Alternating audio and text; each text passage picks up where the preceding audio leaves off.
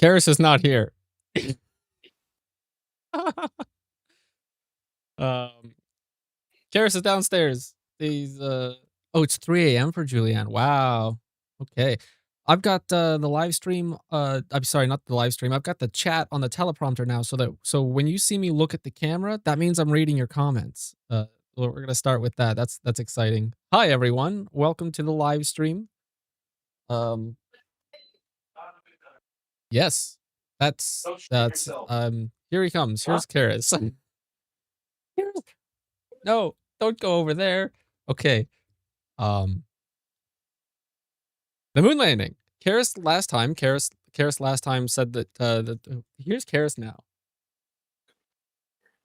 Karis.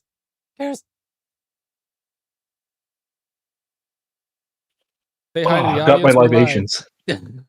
Oh, hi. I got my Mountain Dew Volt and a grape soda. Nice. I gotta do for a libation. Sergeant Murphy's stopwatch. Yeah. Come on, Okay. Fletch, you know I can take it from you. Well, then why don't you tell me the time, Blark? I love that show. Okay, so audio check. I think I'm good. I see the bars are raising. Karis's bars are raising, which means that our voices should be coming through. Yeah, that's true. So, Karis, just so you know, I've got the chat on the teleprompter. So now when I'm looking this way, which is the opposite way of Karis, what if I do this? Video capture device. This chair's a little shorter than my old chair. Or my other chair, which is over there. That feels weird. I'm gonna switch my chairs. Huh? You're gonna switch your chairs? I'm gonna switch my chair. This is too short. All right. So, I need to feel like a king. This is how every live stream is going to start. It's just going to be super messy until we get super used to it. Until this feels weird. I'm gonna put that back. This proves we're not AI. Yeah. Okay. So Karis is on that monitor, so I'm going to be looking that way when I'm talking to Karis. So I'm going to be looking away from him in the live, but I'm going to be looking this way for the script, and I'm going to look this way for the live chat. Yeah. Yeah. Oh, I'm still watching your stream. That's why it's echoey. Oh, yeah. Let's zoom it. How's that? Look at that. That was pretty good. Yeah, there you go. Yeah, perfect. Okay. So, Karis, first poll of stream. Poll of stream. Which one should I drink first? Ooh, do you want me to start a poll? If you want. Start a poll. Voltage or grape? Which diabetes? Yeah. What flavor of diabetes should I start with?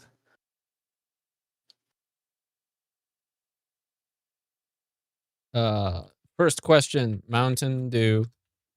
Second one, grape. Start poll. There's a poll. Put your votes in now. What kind of diabetes should Karis get? Yeah. I already voted. I know which one I want to drink. Mountain Dew, hell yeah. Is that how many people are? There's only 3 votes so far. Give it a second. Are you already drinking it? Okay. It's empty. Mountain Dew it is. All right. Mountain Dew wins. Out for the crush. Yeah, it's okay. So the polls, if you're watching on mobile, I think the polls are like a little bit more complicated to find because like the video takes up a portion of the screen and then the chat's on like a portion of the screen. So it's like you gotta like tap. I don't know. I watch live streams on my phone and I can never find the polls when they show up. Also, if you're watching on a TV, I think it's impossible to vote on polls. Yeah. So that's something too. Yeah, I don't actually know how that works, but yeah, I don't really, this is all really new to me as well from this side of it. So Karis, yeah, that's a good way. I can just look at the streaming application to talk to you. So, last week we were talking about conspiracy theories. Yeah. Yes. Yeah. And the topic of the moon landing fakery came up, right? You mean fuckery? Yeah. Yeah. So, obviously, it's you obviously don't actually believe that the moon landing was fake, right? Yeah, I don't actually believe that it was fake. I just believe that there was embellishment that shifted the perspective, and some of the aspects of the moon landing were a production Yeah. to finish the Yeah, narrative. to like fill in the gaps and stuff like that. Yeah, yeah. But because of that conversation last time, I was curious as to what people who don't believe that the moon landing is real actually believe. So I started listening to a bunch of videos about people who were trying to convince me that the moon landing is fake, and I still think they're crazy. But Yeah. I uh, wrote a big list of things that I thought about these things, and I figure I wanted to bring that up. What do you All right, think? go for it. Okay, We can have a gentleman's debate about pretty much anything. perfect. But I'm always open to. I'm a man of science. If you have a better option, or if you have more information, I'll change my opinion. Ah, the rover. I didn't even consider that. Kate says, my son believes it's totally fake. My son thinks that they could not have gotten the rover up there, which is something I didn't even consider to be a question. I just thought it was like, didn't they send the rover first? Did I'm gonna they? Google it. Yeah, yeah. I have no You, fun. I'm like, how? Yeah, that's a good question. How did the rover get there? yeah. Okay, that's How a great did the question. Karis will figure that out. But first, the first claim was that that the flag was waving, the waving flag. Karis, remember the waving flag? Yeah. Yeah. Well, that's just Just wait, just wait. okay, go ahead. Yep, Okay. tell you. So the claim is that the American flag appears to ripple and flap in the videos and photos, but there is no wind or atmosphere on the moon. Now, the reality is that the flag is not being blown in the wind. Obviously, it's responding to angular momentum. That so when they stab the flag into the boom boom Oh, into the lunar surface is dust, mostly dust on the surface, and then they have to like really kind of slam that flag down into the surface to get it to be in a position where it's like takes purchase in its state. What's up? Did you figure it out? yeah. Actually, it's really smart. Okay, what they do? You know the gold foil that's on the bottom of the lunar lander? Yeah, it's It like an was air in there. cushion, right?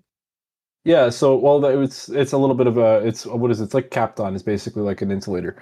But basically the entire rover folds up into essentially what you would find like a box that they ship e-bikes in, for instance. Like it's very small and it's compact, and it was shoved in the side of that. So when the lunar lander descended and reached the surface, they basically just unhooked it, and it like came out. And they opened it up, unfolded it, and had a lunar rover. Wait, so like the lunar rover was It was like they folded up they inside. Yeah. partially assembled it? Yeah, so like basically, like imagine they just sort of take the ties off, and they rotate the wheels down, they lock into place, and then they wheel it out of the out from under the lunar lander, and then they've got the platform, which is basically just a Oh, piece you're of saying that you know the rover came with the lander. yeah the rover was in the bottom of the lander, Wow, that's so really when they fascinating. landed it, it was attached to the bottom of the lander. That reminds me of how they used to in the Vietnam War, they used to airdrop crates that had an entire Jeep in it, Yeah, and like it came with tools and everything. And then the people on the ground would receive the parachute. They would open the crate and they would rapidly assemble the Jeeps. Yeah, so yeah, yeah. angular momentum. The flag was mounted on a specialized inverted L-shaped rod to keep it extended in zero gravity. When the astronauts twisted the pole back and forth to drill it into the lunar soil, that kinetic energy transferred through the aluminum pole into the fabric. On Mhm. Earth, air resistance quickly dampens the rippling of fabric. In the vacuum of the moon, there is zero air resistance to dissipate that energy, causing the flag to swing and wave for a sustained period purely from the initial physical disturbance. Yeah, I It, mean, even if you like think about it logically from a let's say you like hang a bed sheet, right? And you move the top of the bed sheet, the top of the bed sheet's going to move, but yeah, the rest of the fabric needs to like all the fibers will pull together and eventually pull the bottom of the bed sheet, right? If it's suspended in exactly. zero G, it's just going to float there. But so it's basically we're not talking about it's not rippling in the wind, it's rippling because the fabric is sewn together. And so by moving the top of the flag, it's pushing or it's pulling the fabric with it, Yeah, essentially. exactly. So it's not rippling, it's just yeah, it's just physics. The second claim, the second most popular claim that I found, the one that like these are in order of the ones that seem to show up the most often. The second Mm. claim was the starless sky. Now, We all that's it's obvious. so You look up at the obvious. sky when you're down here. Exactly. How many stars do you see in a city? So basically, the claim is if astronauts were in space, the sky would be filled with millions and millions, well, trillions, quadrillions Mhm. of stars. The pitch black background proves they were on a soundstage. This is Yeah, what that's people, this is one ridiculous. of the chief things that people claim. But the moon that's is that's what the shiny. Yeah, that's the thing. Uh, it's one of those things. It's like if you've ever played Pokemon or a Game Boy Color game or a Game Boy Advance game before we had backlit screens, you'll know exactly how sunlight make another light not show up, Yeah, you mean like a right? GBA because Yeah, yeah, the power of the exactly, sun right. overwhelms the pixels So on the the screen, and then pixels, right? You it's just have to be blank. like, yeah, you have to be looking at it. Like that's the thing is like what our modern screens, they have like this luminance rating that's basically how bright, how many nits it is. So how bright the screen is visible in direct sun, Yeah, because the sun is stronger than any LED that we have. So we need yeah, really bright LEDs to combat the light of the sun. If I look up exactly. on the look up during the day and I look up into the sky and I see stars, there's something really fucking wrong. And that You has know? been the case before. I have noticed some Yeah. like 1 or 2 stars, but I think that's like the North Star, the brightest star in the Those sky. are exactly, those are stars that the light is brighter than the sun or the than Mm, the what's entering our eyes. So yeah, it's like we're in those certain circumstances. It's like, yeah, like the moon, for instance, we can see the moon during a bright day because of the luminance value. Um, Sense what is sunshine for that? 200 joules. I don't know what that means. Yeah, I have no idea what that means. You can Google that. Yeah. So this is the thing is like you're basically looking up at the sky when the astronauts are on the moon. You might not see the atmosphere, but it's daytime to them.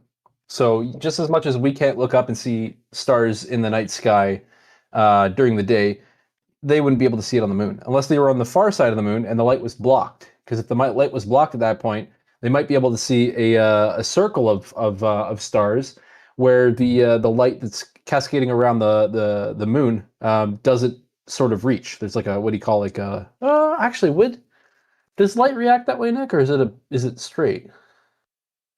Is so What? if I take this can of pop here and I like lift it above the light will hit the object and it will refract around it. Like there's like a cone basically that reflects around the can, right? So when you're like picturing it, it's basically like an inverted ice cream cone, right? Nick's too busy. I can't. Yeah. So Thank you for that. I don't know what it means. yeah, there you go.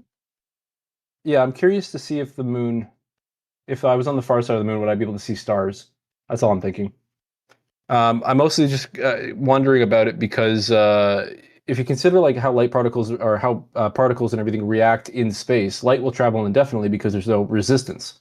And when you think about light, you're like, oh well, light needs it has physical mass, therefore it has inertial value, right? Light So has as light mass? travels, light, yeah, of course, everything has mass. I was So gonna say, light of has course, mass that's because that's beyond my scope of understanding. oh, okay. Well, light has mass, which is why solar sails and stuff like that work. Basically, light I can thought that push was based things. on the heat. Light The has mass. heat of I'm like, you're making me. Yeah, light definitely has mass. There's no way that it doesn't. Elvis doesn't know either. He said YouTube gives me free things to share with you. All right, Yeah, cool. so the short answer is no, but the qualified no, because there are odd ways of interpreting it. So I guess what I'm getting hung up on is light technically doesn't have mass, but But it the generates energy. photons have mass, and photons are light. So Mm, the byproduct of the photon, like the light emitted by the photon, doesn't have mass, but the photon itself has mass. So in my brain, I categorize that as light having mass, okay. right? So whether that mass relates to air velocity or whatever as it enters Earth, it doesn't really matter. It's not like it hits the ozone or hits the atmosphere, and then like the weight of gravity pulls the light down to the surface. Mm. But if the consequence is this, is that if I shone a flashlight or a light, if I emitted some photons in a particular direction and they weren't impeded by any stellar body like a planet or an asteroid or anything like that would impact it, that light would travel indefinitely forever, Mm. right? Because there's no consequence of velocity or anything like that in space. There's no resistance, so it would just continue to go until it hits something like a gaseous cloud or something with a little bit more density that could like impair its travel. So logically speaking, if that were the case, then there wouldn't be too much of a refractory nature of light hitting the moon. So if I was, say, on the moon and I was watching, like I was on the bright side of the moon, all the light that's coming and hitting the moon completely drowns out all the light from around me because it's way brighter than anything else. But if I travel to the far side of the moon, would I be able to see stars? Logically, yes. Okay, However, so there is there's that refractory layer where it's light is emitted out, but without an atmosphere or without any kind of molecules to reflect it, would it shine out in a complete black circle, or would it wrap around the moon? so And what you're asking is if you were on the dark side of the moon and you looked out into the stars, would there be like a hole punch where you can see all the stars and then everything outside of the hole punch zone is pure black because of the reflectivity of the sun? exactly, that's what I'm thinking. I'm Great curious. question. Yeah, I wouldn't know how that's to. definitely something for yeah, that's a good Yeah, I question. don't know. Yeah, Um, it might be something like that. That Elvis is saying. It's YouTube gave me free things to share with you. oh yeah, It might be that's like that TikTok sort of thing where they give you like the I don't know. yeah, kind of seems like a ripoff, eh, Anna? You would technically So be you able to travel see all the way to stars space and you don't see eventually. shit? You could still see stars the at certain times of day when the sun When the sun is on the other side of the earth. partially when it's blocked by the other side of the earth because the luminance values decrease to a point where you'd be able to observe the Yeah. observable galaxy. So So here's what I wrote. Okay, so mhm, again, the claim is that if the astronauts are in space, the sky should be filled with millions and billions of stars. The pitch black background proves that they were on a soundstage. So just real quick, there's one other thing. They're yeah. making the film pretending that they went to space and they forgot the fucking stars? Really? Well, it's that would be an educated omission. If it was Maybe. scientifically like plotted out, and they were like, "This needs to be legit," it would be scientific omission. Like they'd know that there were going to be no stars, so they wouldn't put stars. Because if they put stars, then anybody who understands physics would be like, "Ah, there shouldn't be stars." Damned Fair. if you do, damned if you don't. Yeah, I guess. So this is a fundamental misunderstanding of camera exposure limits. The landings took place during the lunar morning to avoid extreme surface temperatures. The sun was shining brightly, and the lunar dust has a high albedo, which is reflectivity. Yeah, Albedo, fantastic word. Learned it recently. Love it. The astronauts were also wearing not to be highly. confused with libido. The moon is not horny. Jesus fucking. Okay. So the astronauts were also wearing highly reflective white Hi, Jigs. suits to properly expose the brilliantly lit foreground without blowing out the image into pure white. The Hasselblad cameras required fast shutter speeds with short exposure times. The faint light of distant stars is completely washed out at these exposure settings. You can test it on Earth by taking a picture of the night sky while standing under a bright street lamp. So that is the reason why you can't see it on video. I don't know Yeah. about your eyes, but that's came at it from like a CCTV lens angle. You know what I Hmm. mean? Because Yeah. what I was thinking in my That's head a technical while I was value. reading that was basically, oh, thank you very much, Kate. Cares nobody else cares about this. But have you ever owned a string of? I do have one. Yeah, I could bring it out. It's it's like the most pathetic. Go get it. I'll go into this next one. Yeah, but yeah, I was looking at it from a CCTV standpoint because I was thinking, well, the cameras, if you aim the camera, let's say you have like a warehouse and the outside of the warehouse is painted white, and then you You aim your might be wrong. security camera partially at the wall so they can. It's the plant. I don't know why I was expecting something like big. Look, I'm really bad at growing these, and this is like my third one, and I've tried. I think it's my humidity, and the fact that I I mean, forget to water it a lot because it's tiny. But you have a lot of different yeah, plants, and these. they all have like slight variations in the conditions that they're required to Oh grow wait, in. So sorry, these are bananas. It's a string of bananas.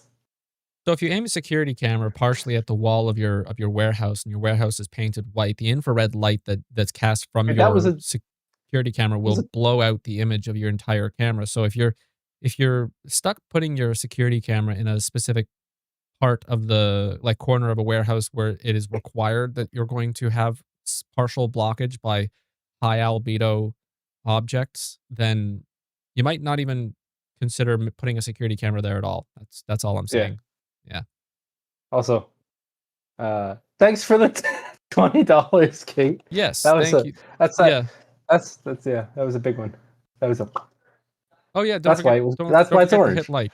Everybody who Yeah, likes the live stream that tells YouTube that people are enjoying the live stream and it throws it on other people's homepages, and then they'll be they'll be like, "Hey, cool, a live stream," and they'll click it, and then they'll be like, "These guys are idiots," and then they're gonna leave. But that's okay because they were here. That's also telling YouTube good things. yeah, exactly. Yeah, the bananas and the dolphins are very similar. I had a string of I mean, dolphins and same I kept shape. killing it.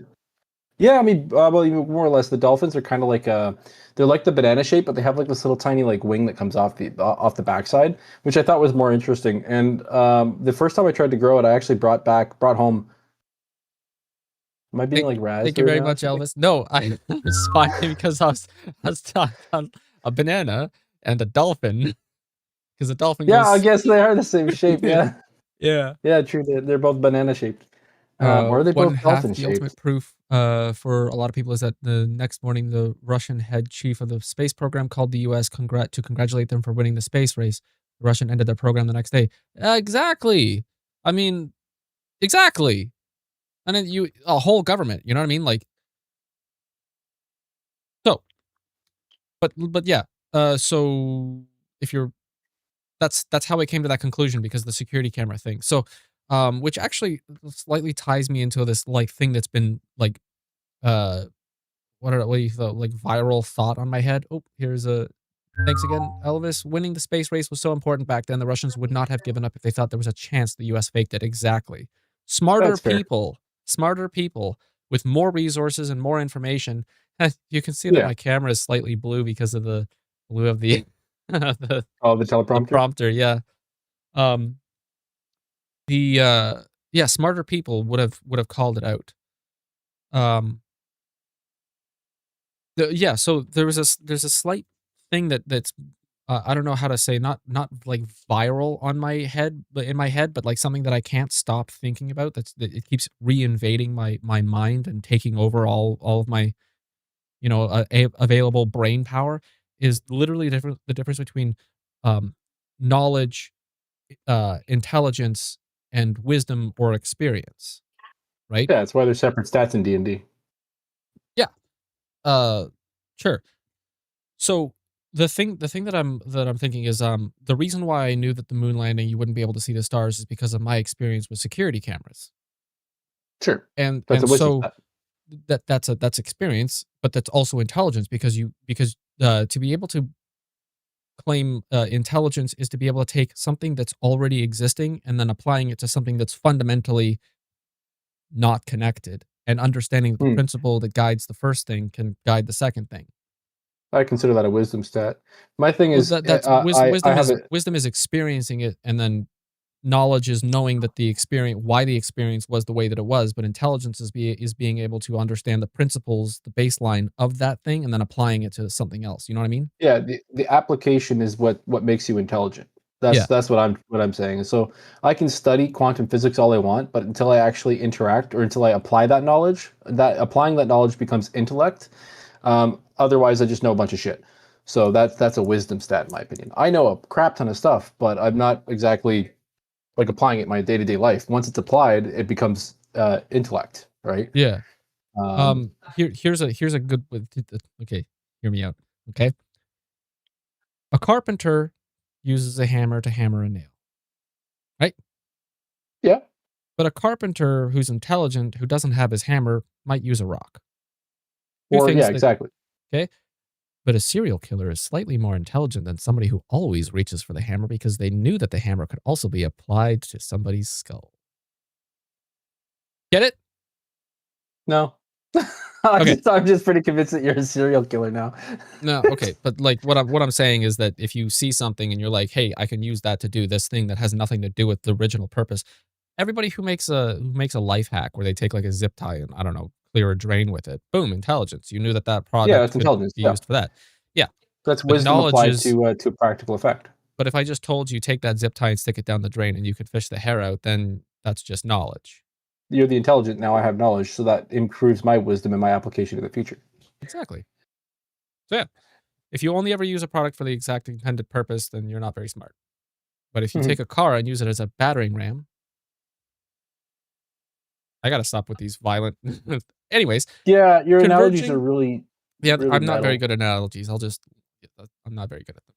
Converging in non-parallel shadows is the third claim. The claim was that the shadows on the lunar surface point in multiple intersecting directions, and if the sun was the only light source, the shadows would be perfectly parallel, and this implies the use of studio lights. You've heard that claim, right? Hmm. Fair. But it relies on the false assumption that the lunar surface is perfectly flat. Because like we said in the previous claim, high albedo, high reflectivity, the moon becomes a light source. So the moon is covered in craters, dips, and hills. When the shadow is cast on uneven or over uneven terrain, its shape and direction can warp to the observer. Capturing a 3D landscape on a 2D photograph using a wide angle lens creates a vanishing point. Parallel lines will naturally appear to converge as they recede into the distance, just like a railroad tracks in photography. If multiple studio lights were used, then every single object, including the astronauts, would cast multiple shadows, which is never seen in the Apollo footage. So that's the third claim. Um, how do they grow Keep plants in going. different shapes? That's a question for you, Karis. How do they grow? It's that's actually just like the physiology of the genome. Um, wow, yeah, I really screwed the pooch Ooh, on this one. I just realized I didn't water this. Ah, my Swiss cheese, man. silversmith. That's really cool. I just looked up and I was like, huh, that's pretty saggy. It's okay. I've got 200 of these things. I Yeah. actually the way that the plant ecology works for the most part is that you have different sort of like it's basically just evolution, really. You can selectively breed specific types of plants. Like for instance, with the your standard neon or golden pothos, like this one. This one's kind of a mix. It's I've been selectively Mm. Mhm. propagating specific leaves to ensure that like I get like advantageous results. Yeah. Huh? Sorry, Anna just said, but did they really have the technology to send signals from the moon to the Earth? Yes. Yeah, Yes. yeah. There was a Read the book delay. There Artemis was a by Andy pretty Weir. large delay. I think did I talk about that? No, I left it out because it was like because I realized that there was no way to I don't really understand the technology, so I wasn't able to I wasn't like confident to be able to speak on it. But the type of radio what radio broadcast. Mick doesn't want to talk about plants. No, no, no. The plants are your specialty. I don't know anything about plants. I grew a carrot once, and I was super proud of it because when I went to pull it out of the ground, I was like, "Holy shit! Look at the fucking size of Yeah, that green bit. That's got to be a huge carrot." And I pulled it out, I and could explain that. it's big. Yeah. The problem with it is that that's one of the biggest things that you have to really consider when you're growing produce and stuff like that is that you have to like deadhead it. You have to cut off the big leaves because the problem is that the plant is now the bigger the leaf, the foliage on the top, the smaller the fruit underneath. Yeah. So what a potato is and a carrot is and stuff like that is what we call it's essentially a tuber, and a tuber is basically a store for nutrients. When the plant grows, it sucks nutrients from the soil around it and will store it inside of itself. In some Mm, cases, like tomatoes, the fruit is on the vine, so you can sort of like look and you can observe and you can see the tomato up there. And that's where it's storing all its nutrients. Its job is to produce these things, pack it full of nutrients, have seeds in it, and then those seeds are supposed to drop, and then the nutrients from the tomato is supposed to fertilize the next batch of plant. mm. In the case of carrots, when you're growing carrots, you want to invest all of the effort into growing the tuber, not the surface. And So you so want to if an lower animal the comes by, nitrogen content. kind of, yeah. So nitrogen is good for explosion of plant growth, but it's not so good at creating the cell structures that are required to create the plant. So it'll focus a lot on foliage. So what you have to do is you have to cut off the leaves, and that forces the plant to redivest its efforts into expanding its root system or expanding its tuber system and growing more potatoes or Mm, more plants. So in the case of potatoes, so you can artificially um, uh, force the potato plant to grow more potatoes by burying it really shallow. Like say like you dig a Oh, hole that's because like this deep. if the top doesn't have enough doesn't have enough roots to like stay up, it's not going to invest anything in there. So it's going to put all of it into the Yeah, tubers because the tubers are how the plant stays up. So if you bury it exactly. shallow, The tubers are essentially like oh, it's like a pocket sandwich, right? It's a sandwich in your pocket. It's just in case you get hungry, you've got that sandwich in your pocket. wait, So that the wait, potato is that. It's the pocket. Just in case the surface of the planet, let's say, it gets really hot out and it kills off the top of the plant. The plant needs a mechanism to continue to survive. mm, So what it does is it stores all its nutrients below, like under the dirt, to keep the plant alive. So if the plant's head were to die, this is why when you have potatoes in the closet, they suddenly sprout eyes and they start growing new potatoes. Is mm-hmm, because that potato is actually the plant's defense mechanism. It's storing everything it needs to create a new plant inside of that in case the surface gets like ripped by animals come through and eat all the plants or whatever like that. They're able to regrow and create more. mm, And so there's other types of plants that do this. I've talked about this in the past, but like technically a lot of plants actually have tubers. They're just not in the varying degrees that we have with potatoes. Potatoes are mm-hmm. very specifically, it was a plant that was very specifically engineered. Like, by the way, it was Yukon Gold potatoes were made here in Guelph. It's I don't a know. selective, yeah, it's one of the potatoes, one of our main potatoes was invented here in Guelph. So the main principle behind that is Where the that hell we they call them have Yukon? this, Sorry. I don't know. In any case, so the main premise to, and I've also like just like location dropped this like twice in this stream and once in the last stream. Who gives a shit? Yeah. Anyway, We're so not famous enough to be assassinated. the way that we get different like plants is the same way that people have created different types of potatoes. We essentially take one plant and we selectively breed that plant over and over again by cloning it, by replanting it, by transplanting it, whatever, Mm-hmm. into different soil styles, different nutrient styles, to grow a very particular species. So the genome of the plant is constantly being rewritten by its evolution. If the climate's a little too hot and the plant can survive that, it's going to become more hardy and it's going to be able to put off, a little bit more tolerant, or it'll be a little bit more tolerant to drought, kind of like our pothos here. The pothos are really super tolerant to drought because they don't actually grow in dirt. These plants are not meant to be grown in dirt. They don't grow in dirt. They grow on the sides of trees. Oh, They okay. grow up the sides of trees. This is why they're vining plants. And every time you see an intersecting node, you'll see a little tiny bump like a wart. That's where a root is supposed to grab onto a tree and grow up that tree. So it gets all of its nutrients from the tree bark during rainfall. So it's a drought tolerant plant because there's not always rainfall. Huh. So yeah, so in the case of like if we have our bananas here, the bananas are actually a subspecies of the dolphin. The dolphin was the original species, and what they would do is they would say, okay, we have, and this is like really interesting too, because if you're looking for things like exotic pothos, for instance, the original pothos is the neon pothos, uh, there's two different types of pothos. We got our neon pothos, and we got our, I want to say our, fuck, what is it called? Eh, Whatever. The basic of the pothos, right? yeah. We had at some point a pothos grew and had a white variegation on it. White variegation just means basically when you look at the plant's leaf, you'll see a lot of the plants the sections of the plants will have changed different colors. So in this case, if you look at like some of like I don't know if you can see that. This might be too No, it's high up. just out of the. Oh, hold on. Let me So drag your video down. sure, Um, I can just bring the whole plant down to be no, no, it's honest, okay. but I dragged it down. You can go ahead. yeah. So when you look at plants like these, you have the petals of the plant or the petioles of the plant has a green section that's loaded with chlorophyll. This is required for plants to photosynthesize. So white variegations are technically they're adverse to plants' genetics because if a leaf is fully white, it will not absorb chlorophyll and it has to retrieve its nutrients from somewhere else. So plants like this, if I were to take this plant, when I were to cut off this particular leaf and breed this particular leaf, I'll get more leaves with this particular plant sort of pattern on it But it will because ultimately this, lead to a weaker plant. yeah, it would. So that's the thing was when you get to things like the marble queen or the marble queen. There's a snow queen, the marble queen, and a couple other types of pothos. But the more white the plant, the more attractive it is to us as people.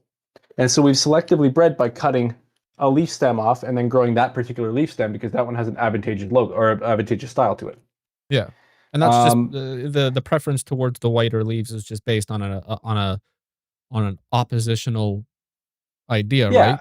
It's not right, like exactly. It's not like we're like specifically breeding the whiter plants for any other. Just attractiveness. Just Hmm. attractiveness. So when you consider things like there are like larger plants like the Monstera deliciosa, which is like the main core Monstera. Yeah. When you think of a Monstera and you think of those, like this is actually a Monstera here, the Swiss cheese plant that I'm absolutely murdering by not watering. Look how big that leaf is. It's awesome. This was a Right. score. This was a huge score. I was at Canadian Tire, and they had a this plant for $40. I know, $40. Whoa, that's a lot. I know. I mean, I This don't know. this I don't is really have an understanding of the value of these things. So so to purchase one of the if I were to purchase one of these plants at this size of leaf here in one pot, there's 3 leaves in that pot. It would cost me around $15 for okay. this because it's a monstera. It's a very highly sought after plant. There were uh, probably about 200 leaves that they had taken all of the vines and they had viciously wrapped them around this fucking moss pole, suffocating and choking the whole thing. And I took one look at it and I was like, I cannot leave that behind. It needs to die in my home, not theirs. Okay. So I purchased it and I spent like the afternoon basically untangling it, cutting it up and stuff, and then propagating it to the point where I've got this guy who's like dying. But to put it into perspective, I've also got on my other plant shelf out here, I've got other propagations of the exact same plant, right? So, like for instance, here I've got a number of pretty good ones, and some that didn't quite work out. Yeah. But yeah, I have piles of this plant everywhere now because it's super easy to grow. This one's growing in water. You can see all the roots growing under there. Mhm.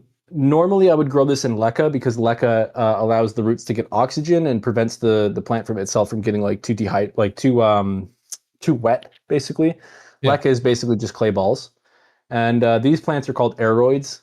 Because they grow on trees, they're really reliant on oxygen. So when you have them sitting in water like this for too long, and you go to Costco and you see them, and you're like, "Oh wow, that's so pretty," they're gonna die.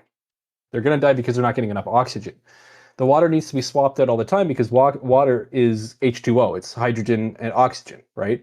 Yeah. And the plant will continue to consume all of the oxygen out of the water. And so you have to swap out the water every now and again to get more Oh, is oxygen that to the roots. That's what the whole purpose of watering is, hydrating the plant and getting oxygen to the roots.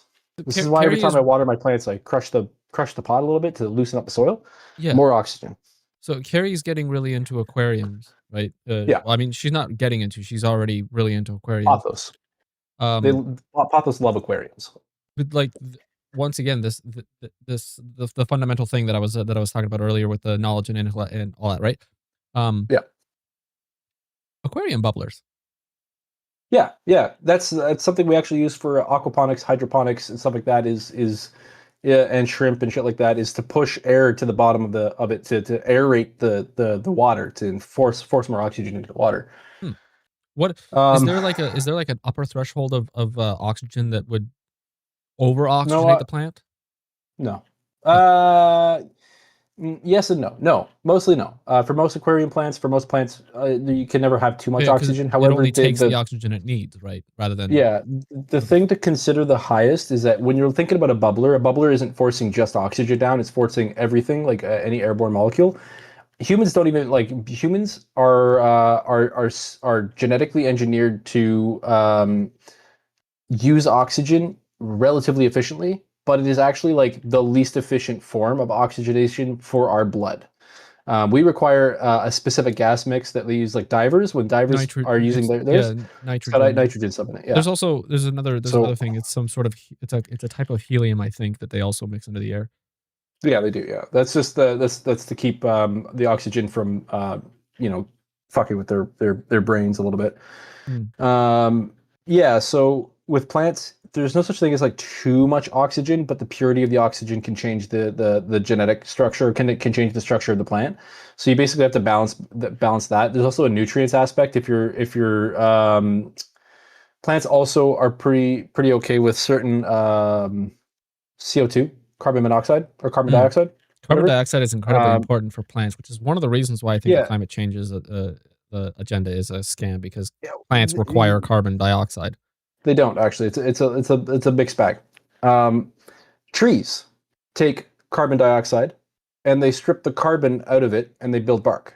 That's how it is. If you look at a tree, every tree that you look at is completely dead except Hmm. for a very thin membrane. If you think about it like you take a straw, right? And then you take another straw that's slightly bigger and you slip the smaller straw into the bigger straw. The bigger straw is the tree, the smaller straw is the inside of the tree. And so every year the tree will absorb oxygen and will create another armor, like another layer to itself. This is why we get the rings in the trees, and that's how we can sort of approximate the age of the tree when we cut it down, is because the actual tree is not the wood. The wood is not the tree. The tree is a stalk that runs around the outside of the tree, just under the bark. It's in between the bark and the actual tree trunk itself. Mm-hmm. And so when you carve into a tree and you see that like that sort of wet fleshy layer, that's the tree, and it's only like at the thickness of a dime. So when you cut into that, you can kill the entire tree by carving your name in because of I that aspect. I agree with Kevin. I'm more of a cactus person too. Yeah, In fact, in cacti fact, are. one of the things, every single hobby that I have, there's this really weird moment in which I enjoy the hobby to the point where I want to automate the shit out of it and forget I ever started it. Yeah, We built that's the a huge thing. when we built the garden in the backyard in Brampton, I really wanted to just bear the fruits of our labor without inputting the labor. Yeah, yeah. So there's a way to do that. That's called a really good way for that is aquaponics. It's actually something that you might be getting into a little bit. Aquaponics, so there's hydroponics, there's aquaponics. Hydroponic is the process of submerging plants in water and then running water and nutrients over them in a closed loop system or an open loop system, depending on whatever. Aquaponics is the same thing, but there's fish in the tank. Yeah, you can grow strawberry plants on top of a fish tank. Yeah. It's So actually the really, reason that really is beneficial too, because because the nitrogen that's yeah, produced by the fish waste is very it's good for the beneficial. strawberry plant. You do still need Yeah, to filter out certain things just to balance the ecosystem inside the tank to prevent things like rampant decay. If something dies inside the tank, it can like yeah, create like it yeah. like off produces. Hold on. Yeah, Um, I'm reading the chat every couple Good, yeah. seconds, and then I'm not keeping up with it because yes, but Moving quickly. Yeah. we checked the chat. I sort of. I I don't. try to pay attention to the chat, but when I'm talking, I'm like stuck in. I got a single track Yeah, mind. and one of the thing whenever I look at the chat, I miss the one thing that Karis is saying, and it seems as though every single time I miss a single sentence, I don't understand the rest of what he's saying. Ah, fair. Yeah. Yeah. Yeah, so the aloe vera is actually a really interesting one. I've killed many aloe vera. I think the problem with aloe vera is that it's also a drought tolerant plant because it stores a lot of its water and nutrients inside of its body. The trick to an aloe vera and to succulents, if you guys are growing succulents or you guys are watering succulents and you're starting to think, geez, I don't know if I should water this or not, here's a really good tip. A wrinkly plant is a dehydrated plant. So if you have an aloe vera and you see its leaves or its petals are coming out, take the petal and just squeeze it a little bit, just a little bit. If you can squeeze it and it's a little soft, water the plant. Like if it's like gives you a little bit of a wrinkle, water it because it's dehydrated.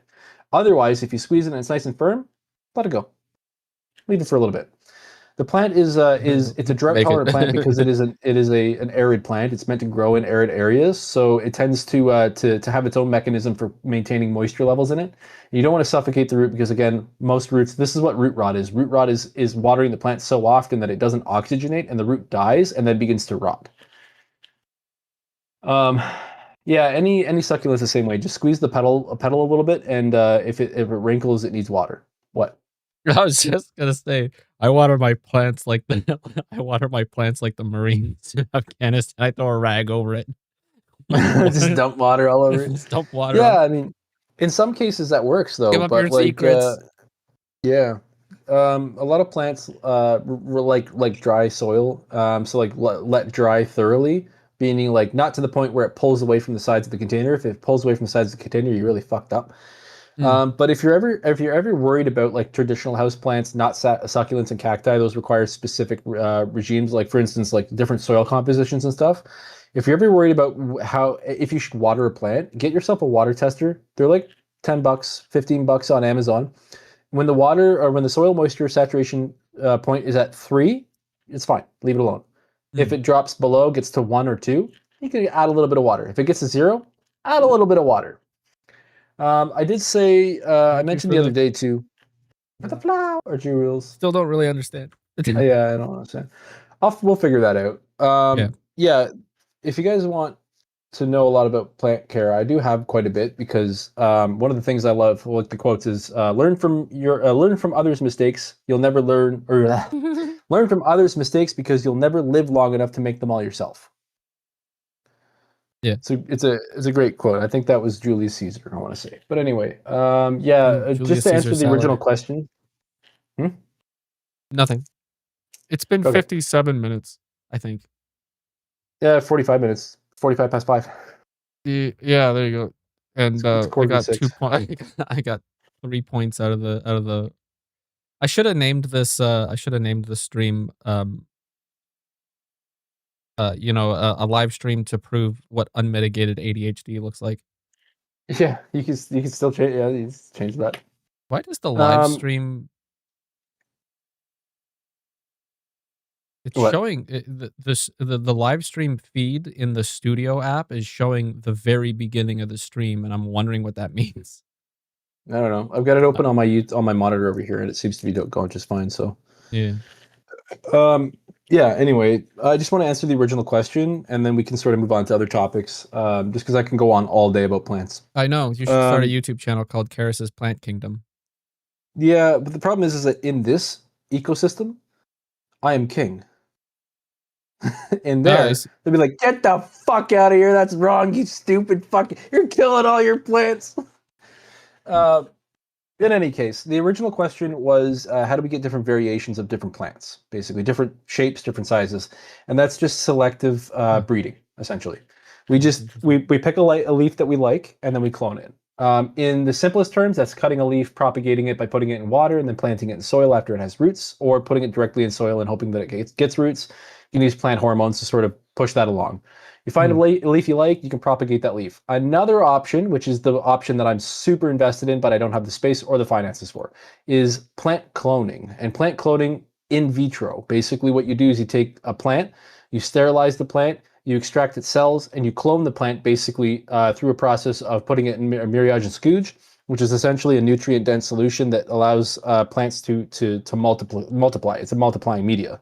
And what it is it's a sterile environment where you basically take a piece of a leaf. Like I'm just talking like if I took this leaf and I took the tip of this leaf, I can grow 10,000 plants from the tip of that leaf. Just by Weird. selecting that, sterilizing it in bleach, putting into again sterile, putting it into a petri dish full of or a plastic cup or whatever full of myriad scooch and some other plant nutrients depending on particular recipes.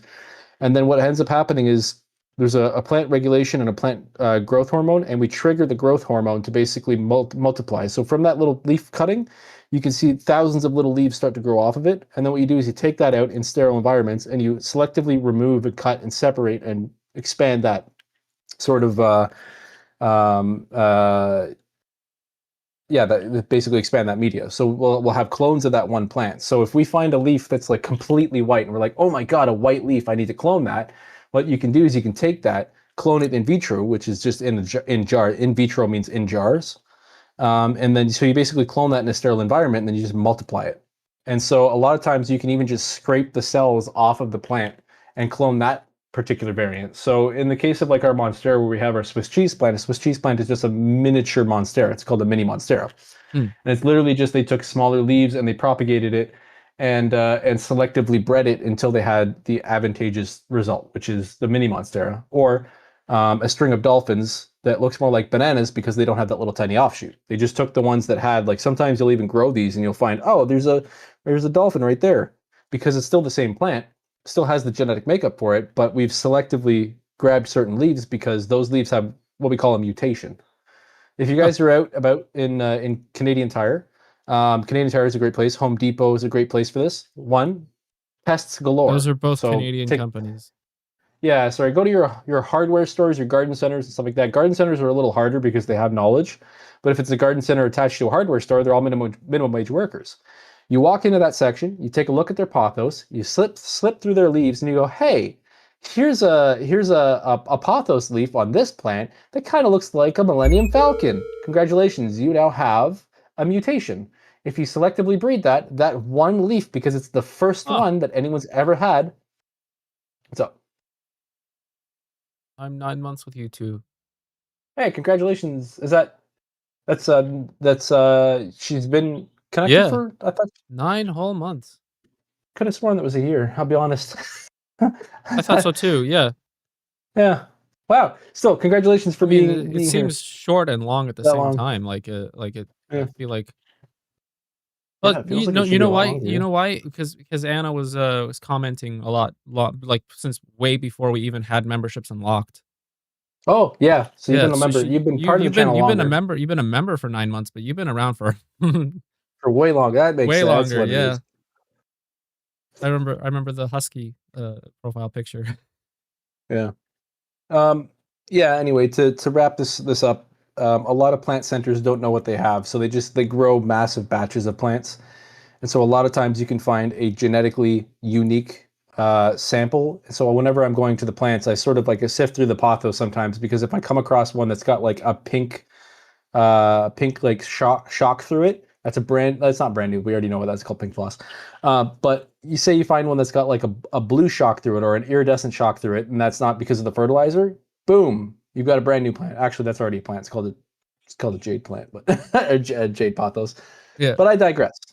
You find an we aberration digress. in those. The plant clipping of those aberrations sometimes can sell up to $2.8 million. What?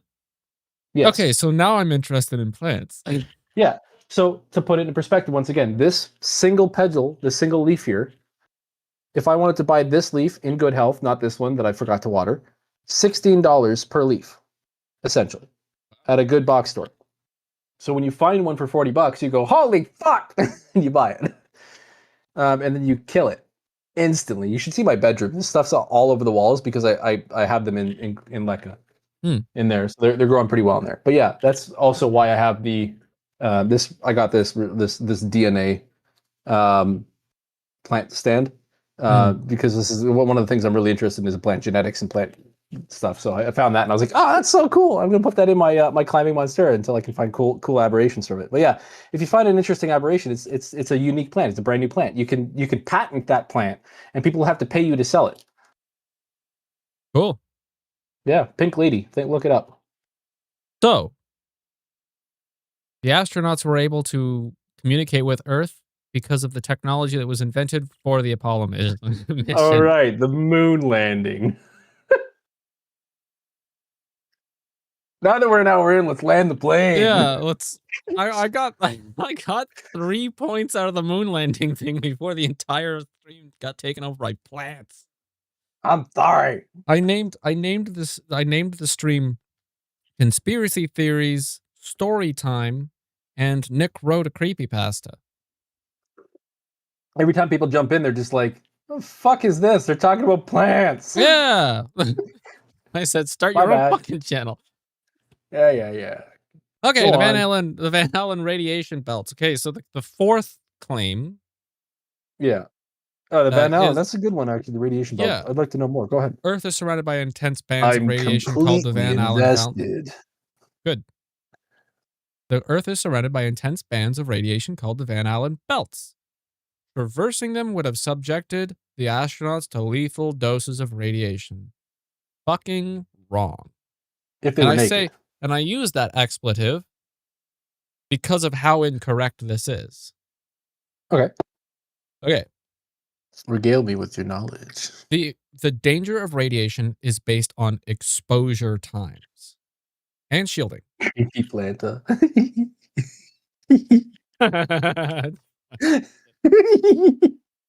The Apollo trajectories were specifically calculated to bypass the densest parts of the belts, and furthermore, the spacecraft was traveling at 25,000 miles an hour. Yeah. 25,000 miles an hour. Are you Okay? saying the Van Allen belt is it Van It only took a couple hours to pass through the Van Allen radiation belt. Van Allen. Van Allen belt? Van Halen, sure. Van Halen belt. So they cleared it in just a few hours, and the aluminum hull of a command module provides adequate shielding for such a brief transit. Yeah. Dosimeters worn by the astronauts confirmed that their total radiation dose for the entire trip 2 bananas. was the equivalent of a CT scan. Oh, 3 bananas. Yeah. So Not radiation dolphins. was not a problem because the spacecraft was sufficiently hardened against radiation, and they were moving at an incredibly fast 25,000 miles an hour. So that's why they weren't killed by the Hypothetically radiation. speaking, though, if they put a pizza pocket on the outside, and stay with me, if they put a pizza pocket on the outside of the lander, would it have cooked the pizza pocket when they passed through it? No. Was there Because like the because there wasn't enough heat. There's not enough heat in space to radiation bypass is to the heat though? the It's the same. radiation. Yeah, but the radiation wouldn't be able to overpower the lack of radiatory heat. Yeah, So even good if the question, I astronauts guess. weren't in I the don't lunar, know. yeah, even if they weren't in the lander though, if they weren't in the capsule, how much risk would they actually have? Is Like it's probably the question negligible. we could alter the question to be, is the radiation of the Van Allen belts sufficient to overpower the cold the 0 degrees, the 0 degrees Kelvin or whatever the coldness of space? Is the radiation belt sufficient enough to overpower the general coldness of space to cook a pizza pocket on the outside of a, let's just ask Gemini. Well, like like here's the thing: is like we're I'm discussing this in the matter of like hypotheticals for molecules, right? So the way that we cook food in the microwave Yeah, is we that we inside the blast it with water microwaves. molecules, Yeah, and that the water, shakes the water. yeah. And the heat they produce heat because of burn. But um, if the pizza pocket was subjected to radiation, and that radiation was a particular radiation, because there are different types of radiation. If it's gamma radiation or different radiations, it affects people differently. So a lethal dose of gamma radiation is not the same as a lethal dose of theta radiation. I'm I sorry, the don't only one I know is gamma. That's okay. I'm not knowledgeable enough about radiation to be able to even tell you what type of radiation is anything. I just know that Damn right, Kate. when I looked it up and I understood, the only thing that I needed to understand was that the belt isn't really that if the belt doesn't cause enough radiation in a dose. You know what I mean? Like I don't know about radiation. Yeah, I don't know much about radiation at all. I know signals. I don't know what kind of radiation it is. I understand that your cell phone's not going to give you cancer. Never did. yeah. Radio Thank you for frequencies don't smoking. give you cancer. They just never did. Yeah. Anyways, so point number 5. Neil Armstrong's famous boot print is impossibly crisp. On Earth, I say that with petulance because fuck off. On Earth, dry sand cannot hold a shape like that without moisture. Furthermore, the print doesn't match the sole of the space boots currently on display. It's because So, those soles are, yeah, they're different. They're internal. lunar regolith, that's a fancy word for dirt, I guess. I mean, talcum powder. Sure. It's not It's Earth got the density sand. of talcum powder. Yeah, it's not Earth sand. We need to stop applying Earth-based knowledge to To extraterrestrial bodies. extraterrestrial bodies. Yeah. So Earth sand is weathered and rounded by wind and water erosion over millions of years, and lunar dust is created by micrometeorite impacts, making making the particles jagged, sharp, and angular, much like microscopic volcanic ash. And I don't know if anybody's ever seen a video of anybody pushing anything into volcanic ash, but it's fucking crisp and perfect.